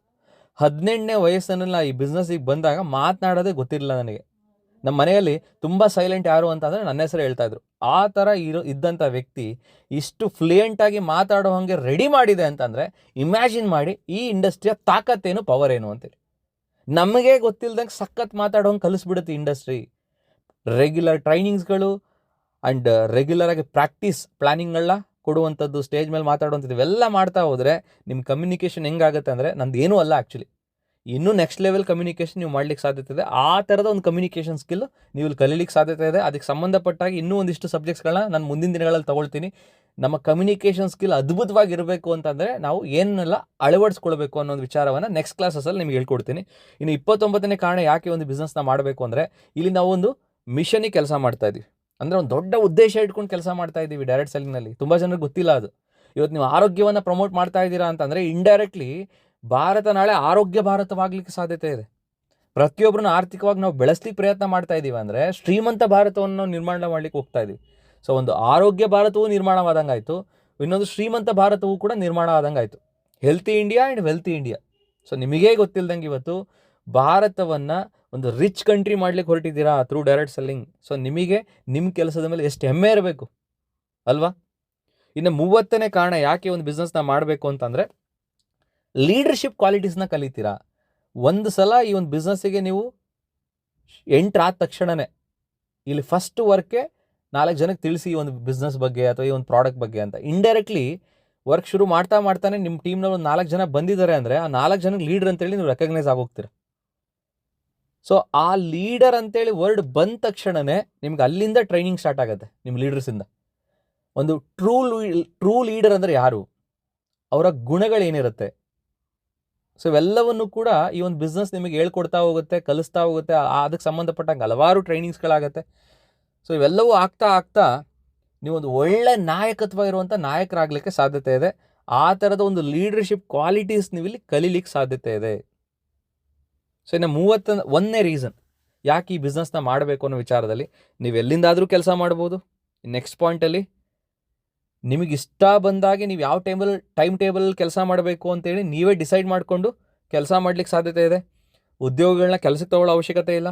ಇಲ್ಲಿ ಯಾವುದೇ ರೀತಿ ಗ್ರಾಹಕರಿಗೆ ಬಿಲ್ಲಿಂಗ್ ಮಾಡುವಂಥದ್ದು, ಅಕೌಂಟ್ಸ್ನ ಮೇಂಟೈನ್ ಮಾಡುವಂಥದ್ದು ಯಾವುದು ತಲೆನೋವು ಇರಲ್ಲ, ಹೆಡ್ಡೇಕು ಎಲ್ಲ ಕಂಪ್ನಿ ನೋಡ್ಕೊಳ್ತಾ ಇರುತ್ತೆ. ಬರೀ ನೀವು ಮಾರ್ಕೆಟಿಂಗ್ ಮಾಡಿದ್ರೆ ಸಾಕು. ಆ್ಯಂಡ್ ಇನ್ನು 35ನೇ ರೀಸನ್ ನೀವು ಗಮನಿಸೋದಾದರೆ, ಎಲ್ಲರಿಗೂ equal opportunity for every one. ಯಾವುದೇ ರೀತಿ ವಯಸ್ಸಿನ ಭೇದ ಭಾವ ಇಲ್ಲ. 18ನೇ ವಯಸ್ಸಿನ ಹುಡುಗ ಹುಡುಗಿಯಿಂದ ಹಿಡಿದು 80ನೇ ವರ್ಷದ ಮುದುಕಿವರೆಗೂ ಕೂಡ ಈ ಒಂದು ಅವಕಾಶ ಕೈ ಬೀಸಿ ಕರೀತಾರೆ. ಅದೇ ರೀತಿ ಶಿಕ್ಷಣದ ಭೇದ ಭಾವ ಇಲ್ಲ. ನಾನು ಎಬ್ಬೆಟ್ ಅನ್ನೋರಿಗೂ ಅವಕಾಶ ಇದೆ, ನಾನು 3 ಡಿಗ್ರಿ ಮಾಡಿ PhD ಮಾಡಿದ್ದೀನಿ ಅನ್ನೋರಿಗೂ ಕೂಡ ಅವಕಾಶ ಇದೆ. ಗಂಡು ಹೆಣ್ಣು ಅನ್ನೋದು ಭೇದ ಭಾವ ಇಲ್ಲದೆ, ನಾನು ಹಳ್ಳಿಲಿದ್ದೀನಿ ಸರ್, ಈ ಬಿಸ್ನೆಸ್ಸಿಗೆ ಬರ್ಬೋದು ಸರ್, ನಾನು ಡೆಲ್ಲಿಲಿದ್ದೀನಿ, ಈ ಬಿಸ್ನೆಸ್ ಮಾಡ್ಬೋದು. ಸೊ ಯಾವುದೇ ರೀತಿ ಲೊಕೇಶನ್ನ ಭೇದ ಭಾವ ಇಲ್ಲದೆ, ಫೈನಾನ್ಷಿಯಲ್ ಬ್ಯಾಕ್ಗ್ರೌಂಡ್ ಭೇದ ಭಾವ ಇಲ್ಲದೆ, ಬಡವ ಶ್ರೀಮಂತ ಅನ್ನೋ ಒಂದು ಭೇದ ಭಾವ ಇಲ್ಲದೆ, ಯಾವುದೇ ರೀತಿ ಜಾತಿ ಧರ್ಮದ ಭೇದ ಭಾವ ಇಲ್ಲದೆ ಎಲ್ಲರಿಗೂ ಕೂಡ ಈಕ್ವಲ್ ಆಪರ್ಚುನಿಟಿ ಕೊಡ್ತಾ ಇರುವಂಥದ್ದು ಡೈರೆಕ್ಟ್ ಸೆಲ್ಲಿಂಗ್ ಇಂಡಸ್ಟ್ರಿ. ಇನ್ನು 36ನೇ ರೀಸನ್ ನೀವು ನೋಡೋದಾದರೆ, ಸ್ಟ್ರೆಸ್ ಫ್ರೀ ಎನ್ವೈರ್ನಮೆಂಟ್. ಯಾವುದೇ ರೀತಿ ಟಾರ್ಗೆಟ್ ಇರಲ್ಲ, ಪ್ರೆಷರ್ ಇರಲ್ಲ. ನಿಮಗೆ ಇಷ್ಟ ಬಂದಾಗ ಕೆಲಸ ಮಾಡಿ ನಿಮಗೆ ಇಷ್ಟ ಬಂದಂಥ ಇನ್ಕಮ್ನ ಪಡಲಿಕ್ಕೆ ಸಾಧ್ಯತೆ ಇದೆ. ಇನ್ನು 37ನೇ ರೀಸನ್, ಇದು ಫ್ಯಾಮಿಲಿ ಬಿಸ್ನೆಸ್. ನೀವು ಮನಸ್ಸು ಮಾಡಿದರೆ ನಿಮ್ಮ ಹೆಂಡ್ತಿನೂ ಕೂಡ ಈ ಬಿಸ್ನೆಸ್ಸಿಗೆ ಸೇರಿಸ್ಕೊಳ್ಬೋದು, ನಿಮ್ಮ ತಂದೆ ತಾಯಿದು ಸಪೋರ್ಟ್ ತೊಗೊಳ್ಬೋದು, ನಿಮ್ಮ ಮಕ್ಕಳದು ಸಪೋರ್ಟ್ ತೊಗೊಳ್ಬೋದು. ಸೊ ನಿಮ್ಮ ಕುಟುಂಬ ಸಮೇತ ಒಂದೇ ಕಡೆ ಕೆಲಸ ಮಾಡಲಿಕ್ಕೆ ಸಾಧ್ಯತೆ ಇದೆ ಅಂದರೆ ಅದು ಡೈರೆಕ್ಟ್ ಸೆಲ್ಲಿಂಗ್ ಬಿಸ್ನೆಸ್ಸಲ್ಲಿ ಮಾತ್ರ. ಬೇರೆ ಎಲ್ಲೂ ಕೂಡ ಸಾಧ್ಯತೆ ಇಲ್ಲ. ಬೇರೆ ಎಲ್ಲೊಂದು ಕಡೆ ನೀವು ಕೆಲಸ ಮಾಡ್ತಿರ್ತೀರ, ಅಲ್ಲಿ ನಿಮ್ಮ ವೈಫಿಗೆ ಅವಕಾಶ ಇರಲ್ಲ. ಯಾಕೆಂದರೆ ನೀವೇನು ಎಜುಕೇಷನ್ ಮಾಡಿ ಆ ಕೆಲಸಕ್ಕೆ ಇಟ್ಟಿಸ್ಕೊಂಡಿರ್ತೀರೋ ಅದೇ ಎಜುಕೇಷನ್ ನಿಮ್ಮ ವೈಫಿಗೂ ಕೂಡ ಇರಲ್ಲ, ನಿಮ್ಮ ಪೇರೆಂಟ್ಸಿಗಿರಲ್ಲ, ನಿಮ್ಮ ಮಕ್ಕಳಿಗಿರಲ್ಲ. ಬಟ್ ಈ ಬಿಸ್ನೆಸ್ ಹಂಗಲ್ಲ, ಎಲ್ಲರೂ ಸೇರಿ ಒಂದೇ ಕಡೆ ಕೆಲಸ ಮಾಡ್ಬೋದು. ಎಷ್ಟೋ ಜನರು ಡ್ರೀಮ್ ಅದು, ಇಡೀ ಫ್ಯಾಮಿಲಿ ಸಮೇತ ಒಂದೇ ಕಡೆ ಕೆಲಸ ಮಾಡಿ ದುಡ್ಡು ಮಾಡಲಿಕ್ಕೆ ಅವಕಾಶನೇ ಇಲ್ಲ ಪ್ರಪಂಚಾದ್ಯಂತ. ಬಟ್ ಇಲ್ಲಿ ಸಾಧ್ಯತೆ ಇದೆ. ಇನ್ನು 38ನೇ ಕಾರಣ ನೀವು ನೋಡೋದಾದರೆ, ಈ ಬಿಸ್ನೆಸ್ಸಿಗೆ ಎಂಟ್ರಿ ಆಗೋದು ತುಂಬ ಸುಲಭ. ಬರೀ 18 ವರ್ಷ ಆಗಿದ್ರೆ ಸಾಕು, ನಿಮಗೆ ಈ ಬಿಸ್ನೆಸ್ನಲ್ಲಿ ಈಸಿ ಎಂಟ್ರಿ ಇದೆ. ಆ್ಯಂಡ್ ಬೇರೆ ಬೇರೆ ದೇಶಗಳಲ್ಲೂ ಕೂಡ ಟೀಮ್ ಕಟ್ಟುವಂಥ ಅವಕಾಶ ಈ ಒಂದು ಬಿಸ್ನೆಸ್ಸಲ್ಲಿ ಸಾಧ್ಯತೆ ಇದೆ. ಆ್ಯಂಡ್ 40ನೇ ರೀಸನ್ ತುಂಬ ಅಂದರೆ ತುಂಬ ಇಂಪಾರ್ಟೆಂಟ್ ಸ್ನೇಹಿತರೆ. ಇವತ್ತು ಶ್ರೀಮಂತ ವ್ಯಕ್ತಿಗಳು ಅತಿ ಹೆಚ್ಚು ಶ್ರೀಮಂತರಾಗ್ತಿರೋದೇ ಈ ಒಂದು ಪಾಯಿಂಟನ್ನು ಎನ್ಕ್ಯಾಶ್ ಮಾಡಿನೇ. ಸೊ ಅದನ್ನೇನು ಹೇಳ್ತೀವಿ ಅಂದರೆ, other people time, other people money, other people effort, other people skill. ಬೇರೆಯವರ ಸಮಯ, ಬೇರೆಯವರ ಹಣ, ಬೇರೆಯವರ ಶ್ರಮ, ಬೇರೆಯವರ ಕೌಶಲ್ಯವನ್ನು ಎನ್ಕ್ಯಾಶ್ ಮಾಡಿನೇ ಅವರು ಶ್ರೀಮಂತರಾಗ್ತಿರುವಂಥದ್ದು. ಇವತ್ತು ಅದೇ ವಿಚಾರವನ್ನು ಡೈರೆಕ್ಟ್ ಸೆಲ್ಲಿಂಗ್ ಬಿಸ್ನೆಸ್ ಮುಖಾಂತರ ಪ್ರತಿಯೊಬ್ಬರು ಕೂಡ ಯುಟಿಲೈಸೇಷನ್ ಮಾಡಿಕೊಂಡು ಇಲ್ಲಿ ಶ್ರೀಮಂತರಾಗ್ಬೋದು. ಇಲ್ಲಿ ನಾವು ಕೂಡ ಒಂದು ಒಳ್ಳೆ ಟೀಮ್ ಬಿಲ್ಡ್ ಮಾಡಿದ್ದೀವಿ, ಒಂದು ಒಳ್ಳೆ ಟೀಮ್ನ ಲೀಡ್ ಮಾಡ್ತಾ ಇದ್ದೀವಿ ಅಂದರೆ ಇಂಡೈರೆಕ್ಟ್ಲಿ ನಮ್ಮ ಟೀಮ್ನ ಟೈಮ್ ಆಗಿರ್ಬೋದು, ಆ್ಯಂಡ್ ಅವರು ಮಾಡಿರೋ ಬಿಸ್ನೆಸ್ನ ಹಣ ಆಗಿರ್ಬೋದು, ಶ್ರಮ ಆಗಿರ್ಬೋದು, ಕೌಶಲ್ಯ ಆಗಿರ್ಬೋದು, ಎಲ್ಲವನ್ನು ಕೂಡ ನಾವು ಎನ್ಕ್ಯಾಶ್ ಮಾಡ್ಲಿಕ್ಕೆ ಸಾಧ್ಯತೆ ಇದೆ. ಅಂದರೆ ಇವತ್ತು ರತನ್ ಟಾಟಾ ಅವ್ರು ಏನು ಮಾಡ್ತಾ ಇದ್ದಾರೆ, ಅಂಬಾನಿಯವ್ರು ಏನು ಮಾಡ್ತಿದ್ದಾರೆ, ಇವತ್ತು ರತನ್ ಟಾಟಾ ಅವ್ರು ಇಲ್ಲ, ಬಟ್ ಏನು ಮಾಡಿದರು. ಮುಖೇಶ್ ಅಂಬಾನಿಯವ್ರು ಏನು ಮಾಡ್ತಿದ್ದಾರೆ, ನಾರಾಯಣ ಮೂರ್ತಿ ಅವ್ರು ಏನು ಮಾಡ್ತಿದ್ದಾರೆ, ಅವ್ರು ಮಾಡಿದ್ದನ್ನೇ ನಾವು ಮಾಡ್ಲಿಕ್ಕೆ ಸಾಧ್ಯತೆ ಇದೆ ಡೈರೆಕ್ಟ್ ಸೆಲ್ಲಿಂಗ್ ಬಿಸ್ನೆಸ್ಸಲ್ಲಿ. Other people time, other people effort, other people money, other people skill.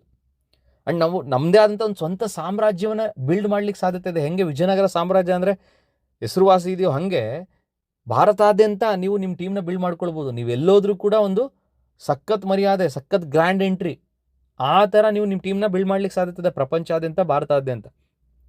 ಪ್ರತಿ ವರ್ಷ ನಿಮ್ಮ ಇನ್ಕಮ್ ಡಬಲ್ ಆಗ್ತಾ ಹೋಗ್ತಾ ಇರುತ್ತೆ.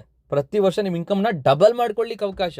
42ನೇ ಕಾರಣ ನೀವು ಗಮನಿಸೋದಾದರೆ, ಉದಾಹರಣೆಗೆ ಮೊದಲನೇ ವರ್ಷ ನೀವು 5 ಲಕ್ಷ ದುಡ್ಡು ಮಾಡಿದ್ದೀರಾ ಅಂದರೆ ನೆಕ್ಸ್ಟ್ ವರ್ಷಕ್ಕೆ 10 ಲಕ್ಷ ಮಾಡ್ಬೋದು, ಅದರ ನೆಕ್ಸ್ಟ್ ವರ್ಷ 20 ಲಕ್ಷ ಮಾಡ್ಬೋದು, ಅದರ ನೆಕ್ಸ್ಟ್ ವರ್ಷ 40 ಲಕ್ಷ ಮಾಡ್ಕೋಬೋದು. ಹಿಂಗೆ ವರ್ಷದಿಂದ ವರ್ಷಕ್ಕೆ ನಿಮ್ಮ ಇನ್ಕಮ್ನ ಡಬಲ್ ಮಾಡ್ಲಿಕ್ಕೆ ಸಾಧ್ಯತೆ ಇದೆ. ಇನ್ನು ರಿಚ್ ಲೈಫ್ನ ಲೀಡ್ ಮಾಡ್ಲಿಕ್ಕೆ ಸಾಧ್ಯತೆ ಇದೆ. ಕೋಟಿಗಟ್ಟಲೆ ದುಡ್ಡು ಸಂಪಾದನೆ ಮಾಡಿದ್ರೆ ಹೆಂಗಿರ್ತೀರಾ? ನಿಮ್ಮ ಲೈಫ್ ಸ್ಟೈಲ್ ಹೇಗಿರುತ್ತೆ? ಆಲ್ರೆಡಿ ಹೇಳಿದಾಗ ಲಕ್ಸುರಿ ಲೈಫ್ ಸ್ಟೈಲ್ ನೀವು ಲೀಡ್ ಮಾಡ್ತಿರ್ತೀರಾ, ರಿಚ್ ಲೈಫ್ನ ಲೀಡ್ ಮಾಡ್ತಿರ್ತೀರಾ. ಇನ್ನು 44ನೇ ಕಾರಣ ನೋಡೋದಾದರೆ, ಈ ಡೈರೆಕ್ಟ್ ಸೆಲ್ಲಿಂಗ್ ಬಿಸ್ನೆಸ್ಸು ಕೂಡ ಒಂದು ಆಂಟ್ರಪ್ರನರ್ಶಿಪ್ ಅಂತ ಕರೀತಾರೆ. ಅಂದರೆ ತಾನೂ ಬೆಳೆದು ಇನ್ನೊಬ್ಬರನ್ನ ಬೆಳೆಸೋವಂತಹ ಒಂದು ವೇದಿಕೆಯನ್ನು ಆಂಟ್ರಪ್ರನರ್ಶಿಪ್ ಅಂತ ಕರೀತಾರೆ. ಆ ಆಂಟ್ರಪ್ರನರ್ಶಿಪ್ಪಲ್ಲಿ ಕೆಲಸ ಮಾಡೋರನ್ನ ಆಂಟ್ರಪ್ರನರ್ ಅಂತ ಕರೀತಾರೆ. ಇಲ್ಲಿ ನೀವು ಕೂಡ ಒಂದು ಆಂಟ್ರಪ್ರನರ್ ಆಗಿ ಕೆಲಸ ಮಾಡ್ತಿರ್ತೀರಾ. ಸೊ 4 ಆಂಟ್ರಪ್ರನರ್ಶಿಪ್ ಬರುತ್ತೆ. ಒಂದು youth entrepreneurship, woman entrepreneurship, farmer entrepreneurship, senior citizen entrepreneurship. ಈ ಒಂದು ಬಿಸ್ನೆಸ್ ಮುಖಾಂತರ ಪ್ರತಿಯೊಬ್ಬ ಯುವತಿಯು ಕೂಡ ಈ ಬಿಸ್ನೆಸ್ಸಿಗೆ ಬಂದು ಸಕ್ಸಸ್ ಆಗ್ಬೋದು. ಪ್ರತಿಯೊಂದು ಮಹಿಳೆಯೂ ಕೂಡ ಈ ಬಿಸ್ನೆಸ್ಸಿಗೆ ಬರ್ಬೋದು, ರೈತರು ಕೂಡ ಬರ್ಬೋದು, ವಯಸ್ಸಾಗಿರೋರು ಕೂಡ ಬರ್ಬೋದು. ಅಂದರೆ ಎಲ್ಲ ಕೆಟಗರಿಯವರು ಕೂಡ ಈ ಬಿಸ್ನೆಸ್ಸಿಗೆ ಬಂದು ಸಕ್ಸಸ್ ಆಗ್ಲಿಕ್ಕೆ ಸಾಧ್ಯತೆ ಇದೆ, ಬಿಸ್ನೆಸ್ನ ಮಾಡಲಿಕ್ಕೆ ಸಾಧ್ಯತೆ ಇದೆ. ಆ್ಯಂಡ್ ನೆಕ್ಸ್ಟ್ ಸ್ಲೈಡ್ ಇದೆ, ನೀವು ಗಮನಿಸೋದಾದರೆ, entrepreneurship is living a few years of your life is like most people won't, so that you can spend the rest of your life like most people can't ಅಂತೇಳಿ. ಅಂದರೆ ಯಾವ ಥರ ನೀವು ಜೀವನ ನಡೆಸ್ಬೋದು ಅಂದರೆ, ಬರೀ 5 ವರ್ಷ ನೀವು ಶ್ರಮ ವಹಿಸಿದ್ರೆ ಲೈಫ್ ಟೈಮ್ ಅದ್ಭುತ ಜೀವನವನ್ನು, ಲಕ್ಸುರಿ ಲೈಫನ್ನು ನೀವು ಲೀಡ್ ಮಾಡೋಕ್ಕೆ ಸಾಧ್ಯತೆ ಇದೆ ಈ ಆಂಟ್ರಪ್ರನರ್ಶಿಪ್ಪಲ್ಲಿ ಅನ್ನೋದನ್ನು ಇಲ್ಲಿ ತಿಳಿಸ್ತಾ ಇರುವಂಥದ್ದು. ಇನ್ನು 45ನೇ ಕಾರಣ ನೀವು ನೋಡೋದಾದರೆ, ನಿಮಗೆ ಎಷ್ಟು ಇನ್ಕಮ್ ಬೇಕು ಅನ್ನೋದನ್ನು ನೀವೇ ಡಿಸೈಡ್ ಮಾಡಿ ಅದಕ್ಕೆ ಬೇಕಾಗಿರೋ ಬಿಸ್ನೆಸ್ ಕೊಟ್ಟು ಅಷ್ಟು ಇನ್ಕಮ್ನೇ ಪಡೀಲಿಕ್ಕೆ ಸಾಧ್ಯತೆ ಇದೆ. ಇಲ್ಲಿ ಯಾವುದೇ ರೀತಿ ಟಾರ್ಗೆಟ್ ಇಲ್ಲ ಇಷ್ಟೇ ತೊಗೊಳ್ಬೇಕು ಅಂತೇಳಿ. ಇದು ಓಪನ್ ಮಾರ್ಕೆಟ್, ಯಾರಿಗೆ ಬೇಕಾದ್ರೂ ಅವಕಾಶ ಕೊಡ್ಬೋದು. ಬಟ್ 18 ವರ್ಷ ಅಷ್ಟೇ ತುಂಬಿರಬೇಕು. ಯಾರಿಗೆ ಬೇಕಾದ್ರೂ ಅವಕಾಶ ಕೊಡ್ಬೋದು. ಭಾರತದ ಕನ್ಯಾಕುಮಾರಿಯಿಂದ ಹಿಡಿದು ಜಮ್ಮು ಕಾಶ್ಮೀರದವರೆಗೂ ನೀವು ಅವಕಾಶ ಕೊಡ್ಬೋದು. 47ನೇ ರೀಸನ್ ನೀವು ನೋಡೋದಾದರೆ, ನೀವು ಪಬ್ಲಿಕ್ ಸ್ಪೀಕರು ಕೂಡ ಆಗ್ಬೋದು. ಇವತ್ತು ನೋಡಿ, ನಾನು ಕೂಡ ಡೈರೆಕ್ಟ್ ಸೆಲ್ಲಿಂಗ್ ಬಿಸ್ನೆಸ್ಸಿಂದಲೇ ಬಂದಿದ್ದು. ಬಟ್ ಇವತ್ತು ಸಾವಿರಾರು ಜನಕ್ಕೆ, ಲಕ್ಷಾಂತರ ಜನಕ್ಕೆ ಇವತ್ತು ಜೀವನ ಅಂದ್ರೆ ಏನು ಅಂತಹ ತಿಳಿಸೋವಂಥ ಪ್ರೊಫೆಷನ್ಗೆ ಎಂಟರ್ ಆಗಿದ್ದೀನಿ. ನಾನು ಕೂಡ ಒಂದು ಮೋಟಿವೇಶನ್ ಸ್ಪೀಕರ್ ಆಗಿ, ಪಬ್ಲಿಕ್ ಸ್ಪೀಕರ್ ಆಗಿ ಕೆಲಸ ಮಾಡ್ತಾ ಇದ್ದೀನಿ. ಸೊ ಬಂದಿದ್ದು ಡೈರೆಕ್ಟ್ ಸೆಲ್ಲಿಂಗಿಂದ ನೋಡಿ. ಅಂದರೆ ಪ್ರತಿಯೊಬ್ಬರಿಗೂ ಕೂಡ ಸಾವಿರಾರು ಜನನ ಇನ್ಸ್ಪೈರ್ ಮಾಡುವಂತಹ ಮಾತುಗಾರರಾಗಿ ನೀವು ಹೊರಹೊಮ್ಮೋದು ಈ ಇಂಡಸ್ಟ್ರಿಯನ್ನು ಸರಿಯಾಗಿ ನೀವು ಬಳಸ್ಕೊಂಡ್ರೆ.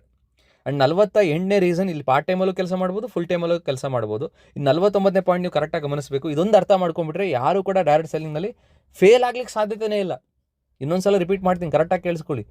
ಫೇಲ್ ಆಗ್ಲಿಕ್ಕೆ ಸಾಧ್ಯತೆಯೇ ಇಲ್ಲ ನೀವು ಡೈರೆಕ್ಟ್ ಸೆಲ್ಲಿಂಗ್ ಬಿಸ್ನೆಸ್ನಲ್ಲಿ. ಡೈರೆಕ್ಟ್ ಸೆಲ್ಲಿಂಗ್ ಬಿಸ್ನೆಸ್ಸಲ್ಲಿ ಪ್ರತಿಯೊಬ್ಬರು ಗೆಲ್ಲಿಕ್ಕೆ ಸಾಧ್ಯತೆ ಇದೆ. ಈ 49ನೇ ಪಾಯಿಂಟ್ನ ನೀವು ಅರ್ಥ ಮಾಡ್ಕೊಂಡ್ರೆ. ಇದನ್ನು ಎನ್ಗ್ರಾಫ್ ಅಂತ ಕರಿತೀವಿ. ಎನ್ಗ್ರಾಫ್ ಏನು ಹೇಳುತ್ತೆ ಅಂದರೆ, ನೀವು ಬಿಸ್ನೆಸ್ ಶುರು ಮಾಡಿದ ಮೊದಲನೇ ವರ್ಷ ನಿಮ್ಮ ಎಫರ್ಟ್ ಜಾಸ್ತಿ ಇರುತ್ತೆ, ಇನ್ಕಮ್ ಕಡಿಮೆ ಇರುತ್ತೆ.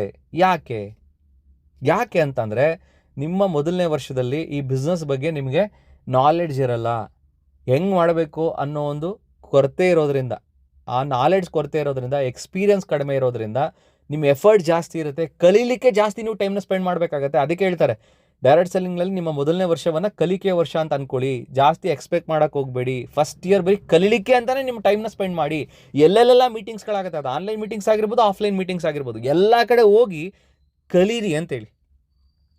ಸೊ ಹಾಗಾಗಿ ಫಸ್ಟ್ ಇಯರ್ ನೀವು ಕಲೀಲಿಕ್ಕೆ ಅಂತಲೇ ಎತ್ತಿಡ್ಬೇಕು. ತುಂಬ ಜನ ನಾನು ಗಮನಿಸಿದ್ದೀನಿ, ನನ್ನ ಸರ್ವೆ ಪ್ರಕಾರ ಇವತ್ತು ಅತಿ ಹೆಚ್ಚು ಜನ ಫೇಲ್ ಆಗಿರೋದು ಡೈರೆಕ್ಟ್ ಸೆಲ್ಲಿಂಗ್ ಬಿಸ್ನೆಸ್ಸಲ್ಲಿ ಅವರ ಮೊದಲನೇ ವರ್ಷದಲ್ಲೇ, ಫಸ್ಟ್ ಇಯರಲ್ಲೇ. ನೀವು ಬೇಕಾದ್ರೆ ಕ್ರಾಸ್ ವೆರಿಫೈ ಮಾಡಿ. ಅಂದರೆ ಈವನ್ ಅವರು ಈ ಒಂದು ಬಿಸ್ನೆಸ್ ಒಳಗಡೆ 1 ವರ್ಷವನ್ನು ಕೂಡ ಕಂಪ್ಲೀಟ್ ಮಾಡಿರಲ್ಲ. ವಿತಿನ್ 1 ಇಯರಲ್ಲೇ ಅವ್ರ ರಾಂಗ್ ಎಕ್ಸ್ಪೆಕ್ಟೇಷನ್ ಇಟ್ಕೊಂಡು ಬಿಸ್ನೆಸ್ಸಿಗೆ ಬಂದಿರ್ತಾರೆ. 3 ತಿಂಗಳಲ್ಲಿ 6 ತಿಂಗಳೇ ಕೋಟಿಗಳೇ ದುಡ್ಡು ಸಂಪಾದನೆ ಮಾಡಬೇಕು ಅಂತೇಳಿ. ಆ ರಾಂಗ್ ಎಕ್ಸ್ಪೆಕ್ಟೇಷನ್ ಯಾವಾಗ ರಿಯಾಲಿಟಿಲಿ ಇರಲ್ವೋ ಅವಾಗ ಇದು ನನಗೆ ವರ್ಕೌಟ್ ಆಗಲ್ಲ ಅಂತೇಳಿ ಬಿಸ್ನೆಸ್ನ ಕ್ವಿಟ್ ಮಾಡಿಬಿಡ್ತಾರೆ. ಬಟ್ ವಾಸ್ತವ ಏನು? ಮೊದಲನೇ ವರ್ಷ ಅವ್ರು ಕಲೀಲಿಕ್ಕೆ ಅಂತಲೇ ಟೈಮ್ ಕೊಡಬೇಕು. ಅವಾಗ ಮಾತ್ರ ಗೆಲ್ಲಿಕ್ಕೆ ಸಾಧ್ಯ. ನೋಡಿ, ಸೆಕೆಂಡ್ ಇಯರಲ್ಲಿ ಎಫರ್ಟ್ ಕಡಿಮೆ ಆಯಿತು, ಇನ್ಕಮ್ ಜಾಸ್ತಿ ಆಯಿತು ಕಂಪೇರ್ ಟು ಫಸ್ಟ್ ಇಯರ್. ಯಾಕೆ ಅಂತಂದರೆ, ನಿಮ್ಮ ಎಫರ್ಟ್ ಯಾಕೆ ಕಡಿಮೆ ಆಗಿದೆ ಅಂದರೆ, ಆಲ್ರೆಡಿ 1 ವರ್ಷದಲ್ಲಿ ಎಲ್ಲ ಕಲ್ತಿರ್ತೀರ, ಟೀಮ್ ಕಟ್ಟಿರ್ತೀರ. ಆ್ಯಂಡ್ ಕಟ್ಟಿರೋ ಟೀಮ್ನ ಹೆಂಗೆ ಉಳಿಸ್ಕೊಳ್ಬೇಕು ಅನ್ನೋ ಒಂದು ಎಕ್ಸ್ಪೀರಿಯನ್ಸ್ ಸಿಕ್ಕಿರುತ್ತೆ. ಆಲ್ರೆಡಿ ಒಂದು ಟೀಮ್ನ ಕಳ್ಕೊಂಡಿರ್ತೀರ ಅನುಭವದಲ್ಲಿ, ತಪ್ಪುಗಳನ್ನ ಮಾಡಿ. ಆ ಮಿಸ್ಟೇಕ್ಸ್ಗಳನ್ನ ನೆಕ್ಸ್ಟ್ ರಿಪೀಟ್ ಮಾಡಲಿಲ್ಲ ಅಂದರೆ ಟೀಮ್ ಉಳಿಸ್ಕೊಳ್ಳೋದು ಗೊತ್ತಾಗಿರುತ್ತೆ. ಸೊ ಇವೆಲ್ಲ ಎಕ್ಸ್ಪೀರಿಯನ್ಸ್ ಆಗಿರುತ್ತೆ. ಹಾಗಾಗಿ ಇಯರ್ ಆನ್ ಇಯರ್ ನಿಮ್ಮ ಎಫರ್ಟ್ ಕಡಿಮೆ ಆಗ್ತಾ ಹೋಗುತ್ತೆ, ನಿಮ್ಮ ಇನ್ಕಮ್ ಜಾಸ್ತಿ ಆಗ್ತಾ ಹೋಗುತ್ತೆ. ಸೊ 5th ಇಯರ್ ನೋಡಿ, ಬರೀ ಸ್ವಲ್ಪ ಎಫರ್ಟು ಜಾಸ್ತಿ ಇನ್ಕಮ್. ಇದು ಪರ್ಸೆಂಟೇಜ್ ವೈಸ್ ನೋಡೋದಾದರೆ, first year 90% effort, only 10% income. Second year ನೋಡಿದ್ರೆ 80% ಎಫರ್ಟ್, 20% ಇನ್ಕಮ್. ಥರ್ಡ್ ಇಯರ್ ನೋಡಿದ್ರೆ 50% ಎಫರ್ಟ್, 100% ಇನ್ಕಮ್. ಫೋರ್ತ್ ಇಯರ್ ನೋಡಿ only 20% effort, 80% income. Fifth year ನೋಡಿ 10% effort, 90% income. Fifth year onwards 0% effort, 100% income. ಎಫರ್ಟೇ ಹಾಕೋದು ಬೇಕಾಗಿಲ್ಲ ಫಿಫ್ತ್ ಇಯರ್ ಆನ್ವರ್ಡ್ಸ್. ಕೂತಿ ಜಾಗದಲ್ಲಿ ನಿಮಗೆ ದುಡ್ಡು ಬಂದು ಮುಟ್ತಾ ಇರತ್ತೆ ನಿಮ್ಮ ಮನೆಗೆ. ಸೊ ಆ ಥರ ನೀವು ರಿಟೈರ್ಮೆಂಟ್ ತೊಗೊಳ್ಬೋದು. ಬರೀ 5 ವರ್ಷ ನೀವು ಕಮಿಟ್ ಆದರೆ ಈ ಬಿಸ್ನೆಸ್ಸಿಗೆ. ಯಾವುದೇ ಬಿಸ್ನೆಸ್ ಆಗಲಿ 5 ವರ್ಷ ನೀವು ಟೈಮ್ ಕೊಡ್ಲಿಕ್ಕೆ ರೆಡಿ ಇಲ್ಲ ಅಂದರೆ ಆ ಬಿಸ್ನೆಸ್ನೇ ಶುರು ಮಾಡಬೇಡಿ. ಇದನ್ನು ಅರ್ಥ ಮಾಡ್ಕೊಳ್ಳಿ. ಇಲ್ಲ ಶುರು ಮಾಡಿದ್ದೀರಾ ಅಂದರೆ 5 ವರ್ಷ ಆ ಬಿಸ್ನೆಸ್ಸಿಗೆ ಟೈಮ್ ಕೊಡಿ. ಸೊ ಇಷ್ಟೆಲ್ಲ ಬೆನಿಫಿಟ್ಸ್ಗಳು ಸಿಕ್ಕಿದ್ರೆ ಕೊನೆಯದಾಗಿ ಏನು ಸಿಗುತ್ತೆ? Finally 50th point, happiness. What is network marketing ಅನ್ನೋ ಸಬ್ಜೆಕ್ಟ್ ನಾನು ಚರ್ಚೆ ಮಾಡುವಾಗಲೇ ಜೀವನದಲ್ಲಿ ಅತಿ ಮುಖ್ಯವಾಗಿ ಪ್ರತಿಯೊಬ್ಬ ಮನುಷ್ಯನಿಗೂ ಬೇಕಾಗಿರೋದು ಯಾವುದು ಅಂತ ತಿಳ್ಕೊಳ್ಳೋದ್ರಲ್ಲಿ ನಾವು ಪ್ರಯತ್ನ ಮಾಡಿದ್ದು, ಅದಕ್ಕೆ ಉತ್ತರ ಸಿಕ್ಕಿದ್ದು ಹ್ಯಾಪಿನೆಸ್. ಪ್ರತಿಯೊಬ್ಬರು ಎಕ್ಸ್ಪೆಕ್ಟ್ ಮಾಡೋದು ಪ್ರತಿಯೊಂದರಲ್ಲಿ ಹ್ಯಾಪಿನೆಸ್. ಸೊ ಇಷ್ಟೆಲ್ಲ ಬೆನಿಫಿಟ್ಸ್ಗಳು ಸಿಕ್ಕಾಗ, 49 ಬೆನಿಫಿಟ್ಸ್ಗಳು ಸಿಕ್ಕಾಗ ಅವ್ನು ಖುಷಿಯಾಗದೆ ಇರ್ತಾನೆ? 100% ಖುಷಿಯಾದಂಥ ಜೀವನವನ್ನು ಅನುಭವಿಸ್ತಾ ಇರ್ತಾನೆ. ಸೊ ಇಷ್ಟು ಬೆನಿಫಿಟ್ಸು ನಿಮಗೆ ಈ ಡೈರೆಕ್ಟ್ ಸೆಲ್ಲಿಂಗ್ ಬಿಸ್ನೆಸ್ಸಲ್ಲಿ ಸಿಗುವಂಥದ್ದು. ಒಟ್ಟಾರೆ 50 ಬೆನಿಫಿಟ್ಸ್ಗಳನ್ನ ನಾವು ನೋಡಿದ್ದೀವಿ. ಸೊ ಇವತ್ತಿನ ಕಾರ್ಯಕ್ರಮದಲ್ಲಿ ಇನ್ನೊಂದು ಇಂಪಾರ್ಟೆಂಟ್ ಸಲಹೆ ಪ್ರತಿಯೊಬ್ಬರಿಗೂ, ನಿಮ್ಮ ಟೀಮ್ನಲ್ಲಿ ಜಾಯ್ನಿಂಗ್ ಆಗಿರುವಂಥ ಪ್ರತಿಯೊಬ್ಬ ವ್ಯಕ್ತಿ ನಿಮ್ಮನ್ನು ಬಿಟ್ಟು ಹೋಗಬಾರ್ದು ಅಂತಂದರೆ ಅವರಿಗೆ ಈ 50 ಬೆನಿಫಿಟ್ಸ್ಗಳನ್ನೂ ಅರ್ಥ ಮಾಡಿಸಿ. ಈ 50 ಬೆನಿಫಿಟ್ಸ್ಗಳನ್ನು ಕೂಡ ಅರ್ಥ ಮಾಡಿಸಿ. ಈ 50 ಬೆನಿಫಿಟ್ಸ್ಗಳಿರುವಂಥ ನೋಟ್ಸನ್ನು ನಂದು ಒಂದು ವಾಟ್ಸಪ್ ಚಾನಲ್ ಇದೆ, ಫ್ರೀ ಡೈರೆಕ್ಟ್ ಸೆಲ್ಲಿಂಗ್ ಕೋರ್ಸ್ ಅಂತೇಳಿ. ಆ ಒಂದು ವಾಟ್ಸಪ್ ಚಾನಲಲ್ಲಿ ಈ ನೋಟ್ಸನ್ನು ಅಪ್ಡೇಟ್ ಮಾಡಿರ್ತೀನಿ. ನೀವು ಅಲ್ಲಿ ಬಂದು ಈ ಒಂದು ನೋಟ್ಸನ್ನು ಅಕ್ಸೆಸ್ ಮಾಡ್ಬೋದು, ಪಡ್ಕೊಳ್ಬೋದು. ಅದಕ್ಕೆ ನಾನು ವಾಟ್ಸಪ್ ನಂಬರು ಕೂಡ ಮೆನ್ಷನ್ ಮಾಡಿರ್ತೀನಿ. ಆ ಒಂದು ವಾಟ್ಸಪ್ ನಂಬರಿಗೆ ನೀವು ಮೆಸೇಜ್ ಮಾಡಿದರೆ ಈ ಒಂದು ನೋಟ್ಸನ್ನ ಕಳಿಸ್ಕೊಡಿ ಅಂತ, ಆ ಒಂದು PDF ನೋಟ್ಸನ್ನು ನಾನು ಆ ಗ್ರೂಪ್ನಲ್ಲಿ ಮೆನ್ಷನ್ ಮಾಡಿರ್ತೀನಿ. ಸೊ ಅಲ್ಲಿ ನೀವು ಇದನ್ನು ಗಮನಿಸ್ಬೋದು. ನನ್ನ ಸಲಹೆ ಏನು ಅಂತಂದರೆ, ಈ 50 ಪಾಯಿಂಟ್ಸ್ಗಳು ಕೂಡ ನಿಮ್ಮ ಟೀಮ್ನಲ್ಲಿ ಜಾಯ್ನಿಂಗ್ ಆಗಿರುವಂಥ ಪ್ರತಿಯೊಬ್ಬ ವ್ಯಕ್ತಿಗೂ ಕೂಡ ಅರ್ಥ ಮಾಡಿಸಿ. ಆವಾಗ ಮಾತ್ರ ಅವರು ನಿಮ್ಮನ್ನು ಬಿಟ್ಟು ಹೋಗ್ಲಿಕ್ಕೆ ಸಾಧ್ಯತೆ ಇಲ್ಲ, ಈ ಬಿಸ್ನೆಸ್ನ ಕ್ವಿಟ್ ಮಾಡಲಿಕ್ಕೆ ಸಾಧ್ಯತೆ ಇಲ್ಲ. ಯಾರಿಗೆ ನಾನು ಯಾಕೆ ಈ ಬಿಸ್ನೆಸ್ ಮಾಡಬೇಕು ಅನ್ನೋದು ಅರ್ಥ ಆಗಿರುತ್ತೆ, ಅವ್ರು ಯಾವುದೇ ಕಾರಣಕ್ಕೆ ಈ ಬಿಸ್ನೆಸ್ನ ಕ್ವಿಟ್ ಮಾಡಲ್ಲ. ಇವತ್ತು ಯಾರೆಲ್ಲ ಕ್ವಿಟ್ ಮಾಡಿದಾರಲ್ಲ ಈ ಬಿಸ್ನೆಸ್ನ, ಅವರೆಲ್ಲರೂ ಕೂಡ ಈ ಬಿಸ್ನೆಸ್ನ ಯಾಕೆ ಮಾಡಬೇಕು ಅಂತೇಳಿ ಅರ್ಥ ಆಗಿಲ್ಲದೆ ಇರೋದ್ರಿಂದನೇ ಈ ಬಿಸ್ನೆಸ್ನ ಕ್ವಿಟ್ ಮಾಡಿರುವಂಥದ್ದು. ಬೇಕಾದ್ರೆ ನೀವು ಪ್ರಯತ್ನ ಮಾಡಿ ನೋಡಿ. ನಿಮ್ಮ ಟೀಮ್ನಲ್ಲಿ ಜಾಯ್ನ್ ಆದಂಥ ಪ್ರತಿಯೊಬ್ಬ ವ್ಯಕ್ತಿಗೂ ಕೂಡ ಈ 50 ಪಾಯಿಂಟ್ಸ್ನ ಅರ್ಥ ಮಾಡಿಸ್ಬಿಡಿ. ಯಾವುದೇ ಕಾರಣಕ್ಕೂ ಲೈಫಲ್ಲಿ ಅವರು ಈ ಬಿಸ್ನೆಸ್ನ ಬಿಟ್ಟೋಗಲ್ಲ. ಯಾವುದೇ ಕಾರಣಕ್ಕೂ ಲೈಫಲ್ಲಿ ಈ ಬಿಸ್ನೆಸ್ನ ಬಿಟ್ಟೋಗಲ್ಲ. ಸೊ ಇಷ್ಟು ಹೇಳ್ತಾ, ಕೊನೆಯದಾಗಿ ಇವತ್ತಿನ ಕಾರ್ಯಕ್ರಮದ ಕೊನೆಯ ಪಾಯಿಂಟ್ ಬಂದು, ಈ ಬಿಸ್ನೆಸ್ನಲ್ಲಿ ಸಖತ್ ದುಡ್ಡು ಮಾಡಬೇಕಾ? ಅದಕ್ಕಿರೋದು ಒಂದೇ ದಾರಿ, ಟೀಮ್ ಕಟ್ಟಬೇಕು. ಚಿಕ್ಕ ಟೀಮ್ ಇದ್ದರೆ ಚಿಕ್ಕ ಆದಾಯ, ದೊಡ್ಡ ಟೀಮ್ ಇದ್ದರೆ ದೊಡ್ಡ ಆದಾಯ ಅಂತ ಹೇಳ್ತಾ, ತುಂಬ ಜನರು ರಿಕ್ವೆಸ್ಟ್ ಮಾಡಿದರು, ಸರ್ ಇಷ್ಟೆಲ್ಲ ಪಾಯಿಂಟ್ಸ್ಗಳನ್ನ ಒಂದು ನೋಟ್ಬುಕ್ ಥರ ನೀವು ಮಾಡಿ, ಅದರಲ್ಲೂ ಕೂಡ ಕನ್ನಡದಲ್ಲಿ.